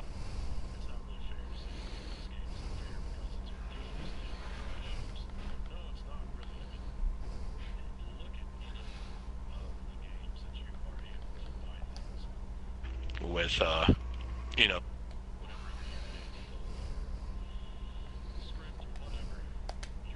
farm. That's all there is to it. I mean, you could do it the hard way, and it'd just take, like, 4 times as long. Yeah, hoping that you find items on the random planets right. and trying to sell them. Yeah, like we were doing before we had base building. Mm-hmm. I don't know how people got so much money before we had base building. Emerald deposits. Yeah. Farm specifically for emerald deposits. I mean, I've watched guys do it for hours and hours and hours, and they're like, okay, that was 15 million. Now I've only got 20 hours more to get another 15. Right. And I'm sitting here thinking, oh, that is terrible. As a matter of fact, there is a streamer right now that is doing exactly that. He refuses to farm. Why? So he's trying to get aquaspheres and vortex cubes as a means of having income. That's just ridiculous. It's insane. Kind of like what Martin is doing, how he plays the game. Martin is a zoologist, so in the game. Lord. That's his job in the game, is he's a zoologist. So he goes around from planet to planet, cataloging all the life forms on every planet he goes to. He gets 100% catalog before he moves on to the next planet. 5,000 credits at a time. Man, right. That's harsh. But he's not a money guy. That he doesn't even want a better ship, right? He doesn't want several ships. He doesn't want a freighter. That's how he plays the game. He doesn't care about multiplayer. He just wants to go around and catalog everything. See, Nexus, he said he built the farm and to keep the revenue flowing while growing farms, neutrino modules, Pugnium from Sentinels. Steve Zwonsky says, do you think we'll ever be able to craft our ships, like buy blueprints for each wing type? You know what? That would be fantastic. I would absolutely love that. I could spend hours doing that alone. I would love that, but do I think that will happen? No. Not right now. Do I think that it will happen it will probably happen with freighters sooner than it will happen with ships? Yeah, because that was one of the original promises, and one of the things that people are just so bent about right now. Right. So, yeah, I can totally see that happening in the very near future for freighters, but starships, it's a fantastic idea. I'd love to see it implemented, but I don't think it's going to happen now. I don't think that's one of their major concerns. No. I think it'd be cool to modify like the color schemes and stuff like that. But I think that's about as much customization as you're going to get with the ships, really. There was a anonymous player that came in and was talking on one of my friend's streams, and he said, wouldn't it be cool to have a telepad that you could drop at one point, say at your friend's base, and then build another one wherever you want, and you could go back to wherever that telepad was. That would be pretty cool. I said that would be outstanding. Can you imagine how much easier it would make travel between space stations? Or bases? It's like a portal you could build. Mm-hmm. And say, to make it fair, so you can't have like 500 of them all over the place. Right. Say, set a limit to them to like 10. All right. Well, here we go. We're gonna go make money now. So no more farming. We're just gonna be making money for about the next half hour. There you go. You go get them, Tiger. Mm-hmm. Reaching Nexus says 100% is 250 to 350k per planet plus individual uploads. Iceman, how did you change the color of your base? Do you want to do a demo on that really quick? I can do it when I get back. Okay, that was Tor in our Olsen. Okay. And Steve Zwanski says, maybe have predefined holes for the slot numbers and class. You can modify the wings. I'm going to say this much. Right now, every time that a trader comes to my planet, and I specifically have a landing pad built at my base for the traders, for Omega, Radnax, and that Mugen or whatever it's called. But more specifically, they bring me Atlas stones at 2.5 mil. And that is the lower end of the prices. Every time they land and they have one for that price, I buy it.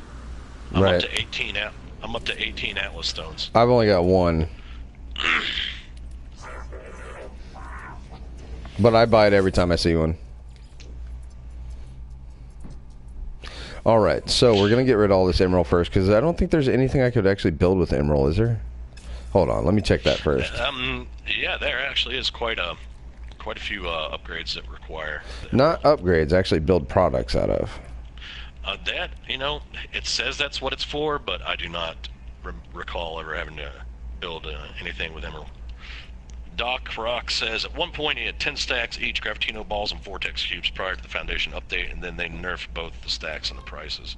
That was, after Foundation, that was a problem with farming, and a lot of people got bent about it, was because the price nerf. But, we all got to just roll with the punches. That's it, yeah. It's still viable to farm lube. Okay, they cut the price 4 million. So, don't get mad about it. Or, from 20, 30, 40K to 25K. Just, all right. So I was at... improve your method of farming.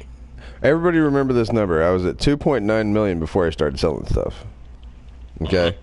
So now I'm going to start producing product, and we're fitting to make some moolah. So instead of filling your backpack and your ship up, what you do is you fill it up with raw product, and then you produce the finished product at the base. Right. That's awesome. I love you even more now because you do it like I do it. Well, it just makes more sense. It drives my daughter crazy. She's like, just fill it up and go sell it. Quit messing around. She can't stand. She says it's so boring every time she walks in the kitchen to get a drink to see me Just in the menus for a half an hour? Cranking out stacks of lube and, filling everything up with plants. She's like, why are you doing that? Right. I said, because mathematically, you get more per stack of plants than you do for one lube. Right. Exactly. So if you wait to produce the product, when you get to the space station, you make more money per haul, and therefore you're actually taking less risk because you've got less trips. So each trip is more profitable. Tori R. Olson says, I'm having difficulty finding A or S-Class 48 slot ships. Any advice? Reaching Nexus says, Mordite farms grow so fast. The nerf price on lube makes sense. So much lube, it's a horny universe. There's a lot of perverted aliens out there. Yeah. Tor, Mr. Olson, the only advice I can tell you on getting the A-Class ships is time. You want a specific ship, you're going to wait even longer. Since you want the specific ship in A-Class, you're thus expanding the amount of time you're going to have to wait. They will come in A, B, and C classes in every space station. It just takes time. S classes are incredibly rare. So that, once again, it's a crapshoot. Yeah, don't ask Iceman, because Iceman doesn't care. Yeah. I really don't. Like, if I see something I like, I get it. And if it doesn't have the slots I need, I don't. I almost had you convinced that one time to wait for the A class, but you're like, nah, take the B. Yeah. Yeah, I got to. Hey, but let's be honest. That little bit of time you spent, you got that B class. It was like, what, a 14 slot upgrade for you? Oh, yeah, easily. It was just a massive upgrade. Yeah. So, that's true. You weigh the time versus the gain. Right, yeah. And not with me, though, because I'm ridiculous. And, yeah, I a lot of times I just don't have the time to wait. Well, you're a busy man. You have children, you have a wife, you have a home to take care of. Right, yeah. Real life always calls, man. Yeah, it does. It stinks. And more often than not, it screams. Yeah. Like, somebody get the dirt out of the driveway. I'm like, okay. Dad, the pipe's busted. Dad, Right. Yeah. floor is squeaking. I'm playing No Man's Sky. Leave me alone. No. Oh, God. No, I don't do that. No, you go get your tools and you go fix it. Right. Yeah. Exactly. Adulting is a thing. Yeah. Adulting. I don't like all this adulting nonsense that we got to do all the time. Yeah. My kids are actually to the point, like when my son, he's special needs now. My son Aiden and his twin sister Savannah. Aiden was born with Prader-Willi syndrome. It's a very rare disorder. It's chromosome disorder. Really? So I'll take care of Aiden, the rest of his life. But Wow. Savannah and Lori, they can make their own blasted food. Right. Savannah can help me do the dishes. They clean their own rooms. Right. And at 17, by God, they should. I should not have to bend my back to clean for them. Negative. So it's just something, if I want to sit down and play games for a few hours, then, they can go do their thing. Right. Exactly. And you'll get there. Your kids are, a few more years and, they're going to be a lot more independent. Oh, yeah. For sure. Oh, my daughter already wants to be more independent than what she already thinks she is. Lowell No Sir says he has so many nanites but can't spend them. There's always something to buy. If you don't have Sigma Tau and Theta, there's something to buy. Yep, you just got to find it. And actually, in the case of your weapon, Omega upgrade does exist. Really? I have pictures. Yeah, I have pictures to prove it. Okay. The Omega upgrade is the standard for the Viking weapon. All right. And I'll tell you what, when you put that Omega on your bolt caster, for those guys that like the bolt caster, put the coolant on it, and you have the accelerated fire rate, it's devastating. Oh, I bet. I mean, it's almost like the freaking plasma launcher. I mean, in like a half second, you'll take out one of the Sentinels. But it's also 450 nanites for the upgrade. That's crazy. My problem is I need my own PS4. That's why the primary stream is at 5 a.m. My goodness. Yeah, but my rank with all races isn't high enough to spend nanites. Oh, that stinks. Well, you got to work on that, man. Do a bunch of work. That's all that is doing work. Nexus, if you have any friends that work at GameStops, you can grab another PS4 for about $150. And the way, my girlfriend, she's got 3 of them, and that's the way they got theirs, is just, putting $50 away every month and then go picking a used one up at GameStop that's in really good condition. There you go. Oh, look at all this lube I'm going to have to make. Holy smokes. Tor Olson, yeah, you're going to get all 3 or all 4 types. You're going to have your Explorer class that's going to come in 2 to 3 different models.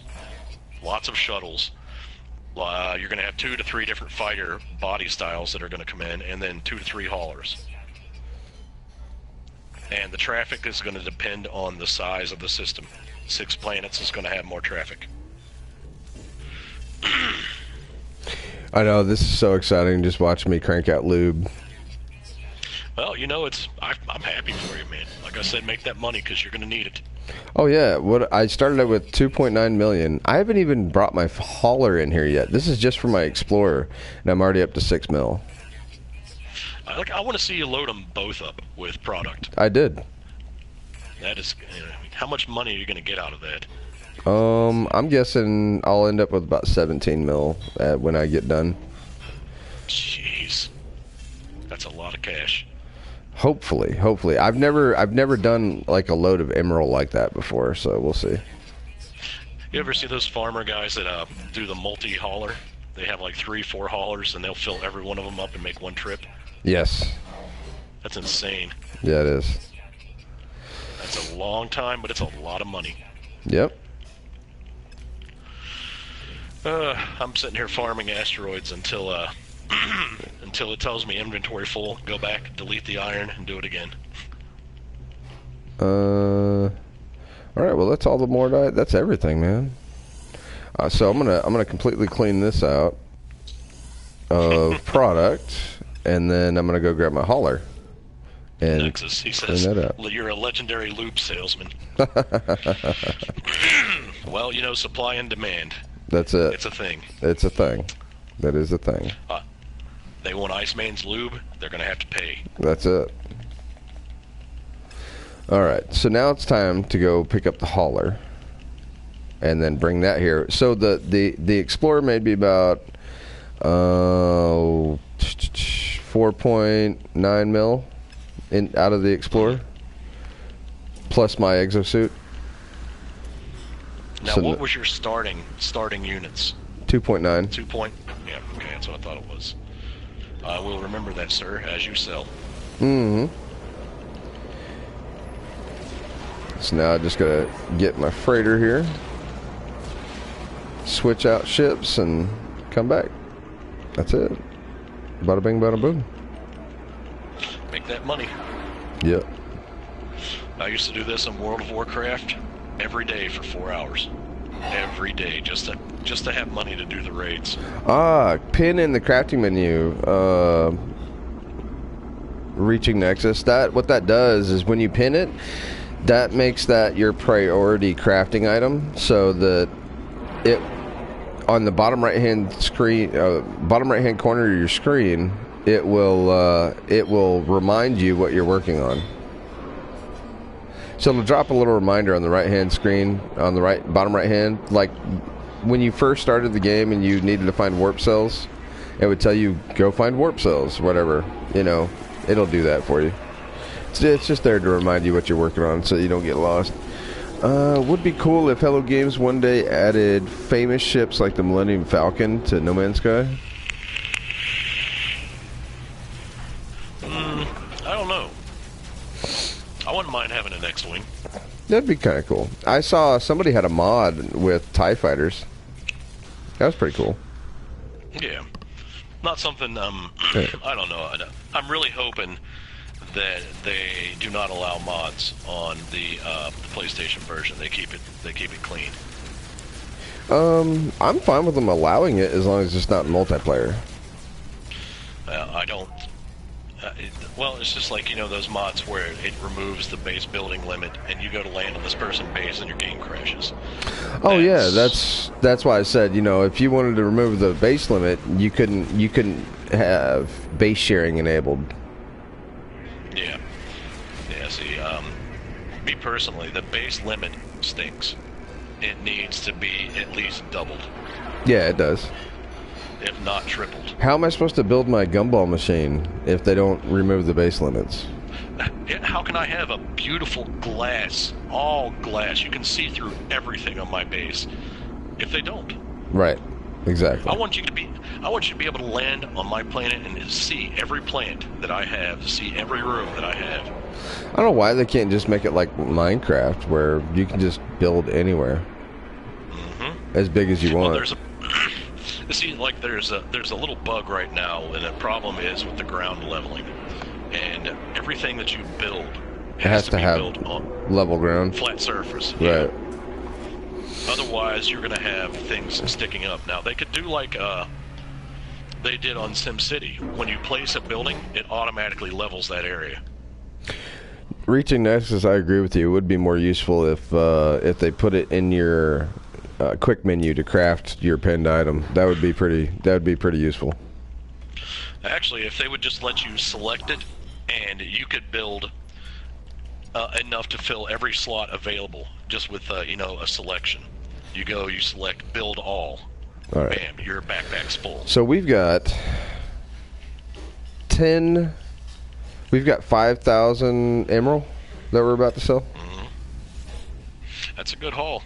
It's not bad. I'm gonna go ahead and repin you on Twitter here, my man. Okay. Keep that going. That way, I keep my Twitterines, Twitterines. What do we call them? Woo. Do they have a name? Twits. Twits. There it is.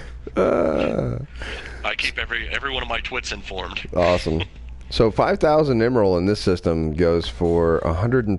It goes for 1.3 mil. That's not bad. Nice. That's not bad. Doc says he'd prefer they allow us to build our designs using existing parts for each class of ship already in the game. That would be cool if you could just take, say like a galactic auto zone, and you go up and you buy the ship part, like you buy a base part, and you buy a wing style, you buy a booster style, buy a nose style, and then you can just mix and match. Right. That would be kind of cool, actually. You could just build your. You could build your ultimate ship. I could think of some wicked freighter. Could you imagine a freighter having like the nose section of a fighter? Oh, that'd be pretty cool, Or a actually. hauler. Have your hauler have like a nose section of a fighter and have some freaking triple engines going on, and those freaking turbines on the wings. But then, so the next thing you know, people would want it to be physics based, and they'd want each one of the parts to cost money in it, and that opens up a whole big old can of worms. I think that would be acceptable. You buy it, like I said, like you do. You go to your base. You had to buy the parts for your base, so buy the parts for the ship making. True. Yeah, I agree with that. And set a galactic price for them, and then maybe some parts are special parts. Like those that one video that I'm pretty sure was faked. That guy had all golden ships coming in. Right. These parts are going to cost much more. And that would actually, but it would be pretty neat, though. It would give people something to do with their money. What would be really neat is if they built like a freighter, like dry docks where you could build freighters at, piece by piece. That would be awesome. Have like a freighter construction zone. Exactly, yeah. They add more weapons like megastructures on planets. Right. Or you could just, okay, we're going to gather up materials to build the hull. And me, Bo0nd0ck, and Doomtooth could gather up all the materials that we needed to build the hull of this ship. And then start going to, okay, let's build deck number 1. Let's build deck number 2. Let's build, you know what I mean? And go through the entire thing and work as a team to build a ship together and then operate that ship together. I think that'd be pretty cool. And I think that's one of the things that Elite Dangerous is actually doing right now, currently.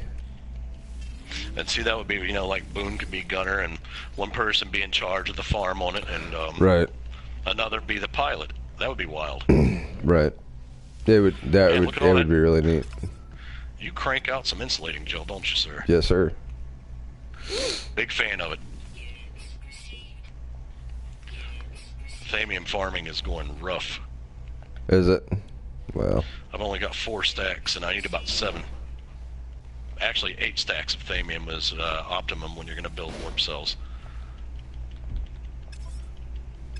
Wait, I got a dead planet. Yeah, go to the dead planet, dude. What are you doing? Sitting out here farming asteroids for 20 years. For no reason. I'll be here forever. So I'm up to 9.1 mil so far. He says, Reaching Nexus says, yeah, that would be another thing. The NPCs moving around instead of just kind of chilling. Yeah, I don't think they ever intended that to happen, because if you look at the small bit of animations that they have, they don't really have any joints. Anything generally that has movement in an animation model has a skeleton, and there's no skeletal pivotal points. They all just kind of their limbs are just kind of flexible. Nexus says it could be just a guy in a booth attached to a landing pad. That way you have to earn the right to customize your ship by building the pad. That would be cool. Like you got to do missions for him or something. That'd be pretty neat. Yeah, yeah. Like they did basically with your base, Right. You earned the right to build your base and to have it, fully customizable. Right. And that would not be a hard project to line up for ships. It really wouldn't. A few months programming and they could have that done. Right. Yeah, especially I think so. with the money that they pulled in. Right. I'm with you. I'm with you. There is no longer an excuse to say we're now a small company. You're not a small company. You are a company that owns another company. Right. Exactly. So that excuse don't fly no more. No. That don't hold water, friend. Right. Like you said, not that I don't enjoy what they've made. It's just that nobody can use that anymore. You're right. No. And there's always room for improvement. Right. And in the day and age that we live in, there's no reason not to have regular steady patches. Right. Well, here's the problem with the console version of a lot of games, especially like this one that doesn't have its own patching engine, right? Because a lot of games that you see out there have its own patching engine, so they can internally patch the game, right? Like World of Tanks, there's no like patch that downloads from the PlayStation server for World of Tanks. You log on to World of Tanks and then it patches itself. Right? There's no internal patching system for No Man's Sky. So that being said, they have to completely rely on the patching system for the PlayStation. Well, that being the case, that the game has got to the new build of the game has got to go through the certification process all over again. It's less. As I've said before, when you sign on with Sony, you're selling your soul to the devil. Right. They're going to try to control you every step of the way, and they have done this to every video game company they get involved with. Oh, well, so has Nintendo, and so has Microsoft, and so, you know what I mean? It's no different. You know, Microsoft, on their big speech, lied their proverbial asses off. Sorry for this, but they donkeys? straight lied. I know what you're talking about. You're talking about donkeys. They said that we don't stop any of our developing companies. We don't try to stop them from jumping from platform to platform. And I said, stop it. Yeah. Who the hell do you think you are? Yeah, stop it. Nobody believes that. That is a huge lie. Yeah, it's just a bold-faced lie. I mean, yeah, and I don't know. And see, I don't want to spend money with somebody that will lie straight to your face. Mm-hmm. Like Activision. Activision's banned off my channel just for that. Period. And which is funny because now I'm going to get called out in the comments. Watch. Well, didn't Sean Murray lie? Yeah. That's what's going to happen, watch. Dude. But the thing is that I don't think Sean Murray wanted to. I think he was forced. I think there's a lot of arm twisting. I really don't think that he thought he was lying when he was. You know, I really think that these were things that were always intended to put in the game, and they just couldn't do it because of the time crunch and the money crunch and everything else. Well, and to be fair to Sean Murray, he did not say when about anything. He just said, yes, it will be. Right. Now, that might be considered a lie of omission by some people, but... yeah, Sean Murray ran out of money when developing No Man's Sky. Nexus says, revenue dictates patch schedule. Yeah. I think the tapes are an experiment to see if they can pull another round of revenue. That might be true, and if that is the case, I'm going to be furious. That's actually pretty plausible. That's incredibly dirty tactics. That's actually pretty plausible. Like I said, if that's the case with this, and I don't know. Well, there better be an update attached to it if that's the case. Yeah, like I said, because the problem right now is if you look at you go into Steam statistics, they've lost several thousand they've lost several thousand accounts in just the last few months. People are just tired of it waiting, and they're quitting. Right. And right now, you know, they went from having almost 3 grand active to having less than 500. Right. So this is not good signs, and they need to do something, and they need to do it fast, or there's going to be no point in adding multiplayer because there will be no player base. Right. Yeah. Yep. Yeah, I know they did try the engine licensing a few months back, and it just didn't work out for them.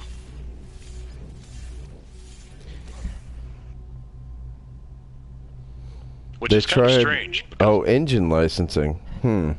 Yeah. What was that about? Well, you know, you think that Murray, being an engine developer for most of his career, would understand how the business works. Right. But he wanted to get his, you know, when you develop your own engine, there's a process you can go through to have it specifically licensed for your company, and right. that just didn't work. It didn't pan out for him. How is that? I'm not really sure what the legalities of it were, but he had a lot of problems, and he just couldn't get his engine licensed. That's odd. Was it the engine that No Man's Sky runs off of? Yeah, I think that was the deal, actually. His whole proprietary technology that they developed for No Man's Sky. Huh. That's interesting. Well. Yeah, No Man's Labs is the Skunkworks type foundation to help others building games, reaching Nexus. You are right. And that was the kind of the point that I was making with him no longer being a small company. They own No Man Labs. So they are a company that owns a company. Hello Labs. Yeah, Hello Labs, sorry. And so most of the players left No Man's Sky want multiplayer to come back. Yeah, I think, no, so you're right. A lot of people would come back if that was implemented. I think it would too. I think a lot of people would come back if they went ahead and put multiplayer in the game. There's a ton of people that would try it out for the first time too. Mr. Olson says, if they come out with a huge storyline with proper voice acting and cutscenes, I'd be okay in having to pay for it as long as the price is reasonable. After all, developing game content costs money. Development for video games is multifaceted. You have several types of programming going on at one point in time, you know, so it's more than just coming up with the voiceover and the storyline and the music and the art. And the programmers that do all of this cost an unreal amount of money. Right. Yeah, it really does. Because it all takes an unreal amount of time. You know, all the production equipment it takes to make an original piece of art or an original piece of code takes so much time to use because it's a very specific tool, you know. Well, and every day you're not paying one person. Right. You're paying 20. Right. Just like any kind of warehouse, you know, any kind of product you produce, you have to pay a multitude of people to get this product out. Right. You know, like your lubricant, it's just you. Right. You are a solo lube dealer. Now the problem with that is it takes much longer. And if you had a team, say me, you, and Boone, we could crank out tens of millions very quickly. Oh yeah, what are you talking about? But you're going to take a bite and profit. Right. Of course. Let's see here. I'm keeping up with the chat, man, for you. That way you don't have to. Oh, I appreciate it. Do they have anyone signed up for Hello Labs yet? You know, I'm not sure. I haven't really looked into the website. But it is something, since you're interested, Nexus, I will look into sometime today, and I will get back with you on that. All right. Because that's a good question. What did we end up with here? We've got 13 mil. God. 2.9 to 13. Okay, let me pull my calculator. So that was 13.5. So that was just a little over 10 mil with two ships. But I think what it was the Emerald was kind of like a fluffy buffer crop. A space hog. Yeah. But you got to remember, though, as far as elements go, Emerald is one of the highest sellers. It is. Yeah, I think that's what it was. Is I got impatient and filled my ship up with Emerald. Yeah. But you that's and okay. Boone, man, you guys got to learn to be still. I mean, I made 9 mil. Well, no, 10.5 mil off that. That's not bad. No, that's a good haul, actually. That's more than I make. But I use just straight lube. So I usually get around 7.5, 8 mil. Right. Well, the reason I don't do straight lube is because when you go to produce the product, you have to go through 2 menus instead of 1, so it takes twice as long. Actually, pull up your menu screen and hold it for me, please. Pull up your creation screen. Mm-hmm. Okay, I gotta wait, the stream delay. Oh, when you land, pull up your item creation. Okay. Now, put it on... Crashing. Where's my base? You see you have it on craft product. You have the 4 items up there. If you keep it on the very last tab, it makes it much quicker. You just flip, create, flip, create, flip, create. Or actually, you just go directly to the screen, create, create, create, create. But if they had that option, like I was saying, create all. Wait a minute, what do you do? You go over here. I'm saying if... And then go to build. Yep, and you go to the last tab selection on build. And then you just go over 1 menu and you're there. And you can, every time you go to create, you go over 1 menu. Okay. Because it always, I don't know. Alright, well, whatever. What I wanted to see was you go to that menu and you hit create all, and you will create all of it that you can fit in that area. Right. Yeah, that'd be good. I would like that. Much better. You know how fast you could crank out units, make a product like that? Oh, dude, it'd be ridiculously fast. Mm-hmm. Especially if your backpack is small. It is, yeah, it really is. But then again, nothing's gonna kill me. No, you don't die. Right. Not in normal mode, I don't. If I had the same setup in survival mode, it'd be great. But I don't. Man, can you imagine trying to get all of those upgrades in survival? Dude, that'd be ridiculous. It would be incredibly harsh. I feel for the person that even attempts it. Yeah. Because you're loaded right now to the point to where no matter what planet you go on, your resistances are so high that you take no damage. Right, yeah, none whatsoever. On this planet here on mine, the one that I called Golgotha, because of the storms and it's constantly extreme temperature, you would take damage. 1. Not 3, but you would still take 1. That's insane. It sucks. I hate going there. I absolutely hate having to go there to find aluminum. Golgotha. I like that. Do you know what it is? Isn't it a city in the Bible? Or a land in the Bible? It was a place where Christ was crucified. That's it, yeah, no. Yeah, it's called Golgotha. They called it the place. It means the place of the skull. I thought it was, I guess it was Golgotha. But, yeah, it is. Yeah, the translation is the place of the skull. And that was very fitting for that god-awful planet. If I could make a great big interplanetary laser beam on my base, like Olsen was talking about, big ass Colt C. for Colt C came in. What's up, Colt C?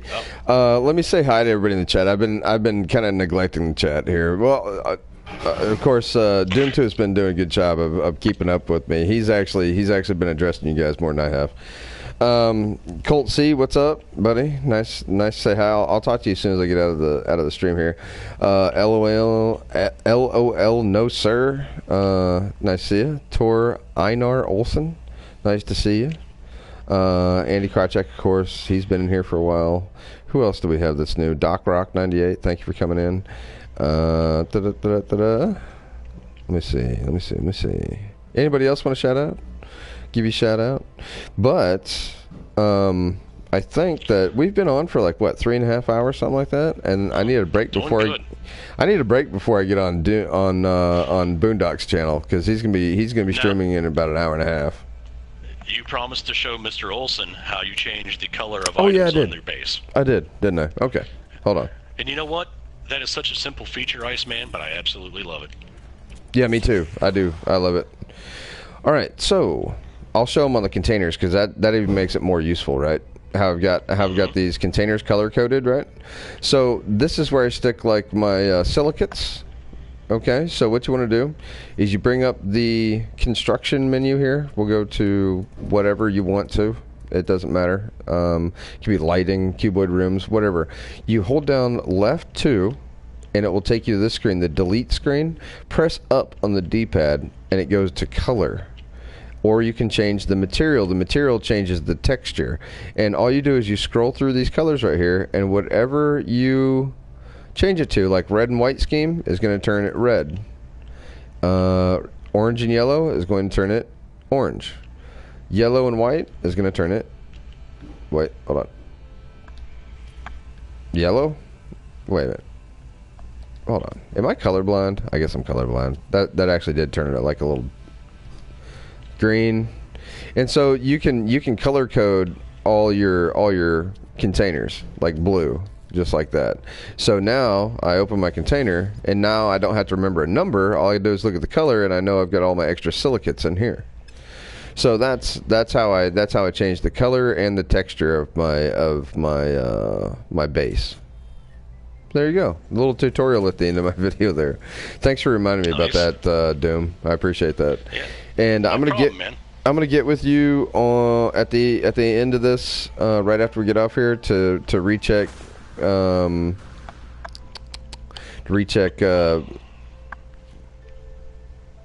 Breeze info, and then I'm probably gonna eat lunch or something. What? Andy Krychek, Iceman, I booked you into the executive suite and made the bed. Oh, well, I appreciate that.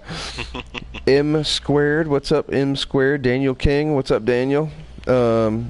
Daniel King says, have you guys heard of a Twitch player named QEHL Monkey? He has made over 2 billion units. I watched him from the start, and he has not cheated. Jeez. Also, a guy named Shaggy has almost 3 billion units.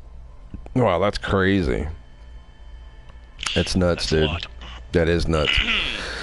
But hey guys, thank you to Boone for coming by and hanging out with me and Doomtooth on the channel. So I might be streaming later on tonight. I know I'm going to be on Boone's stream. Doom, if you stream, I'd be more than happy to join you if you invite me. I think I'm going to be on there with you and Boone, and I'm just going to watch for a while. I really want to catch up on the E3, just to keep on top of it. And I got to catch up on all the other news going on with the Waking Titan. So, but anyway, thanks for coming to the channel, guys. If you like the stream, go ahead and hit that subscribe button, hit the like button, and just thanks for hanging out with us. Well, always an honor, man. Yes, sir. Yes, sir. Thanks for hanging out, Doom, and we'll see you guys in the next one.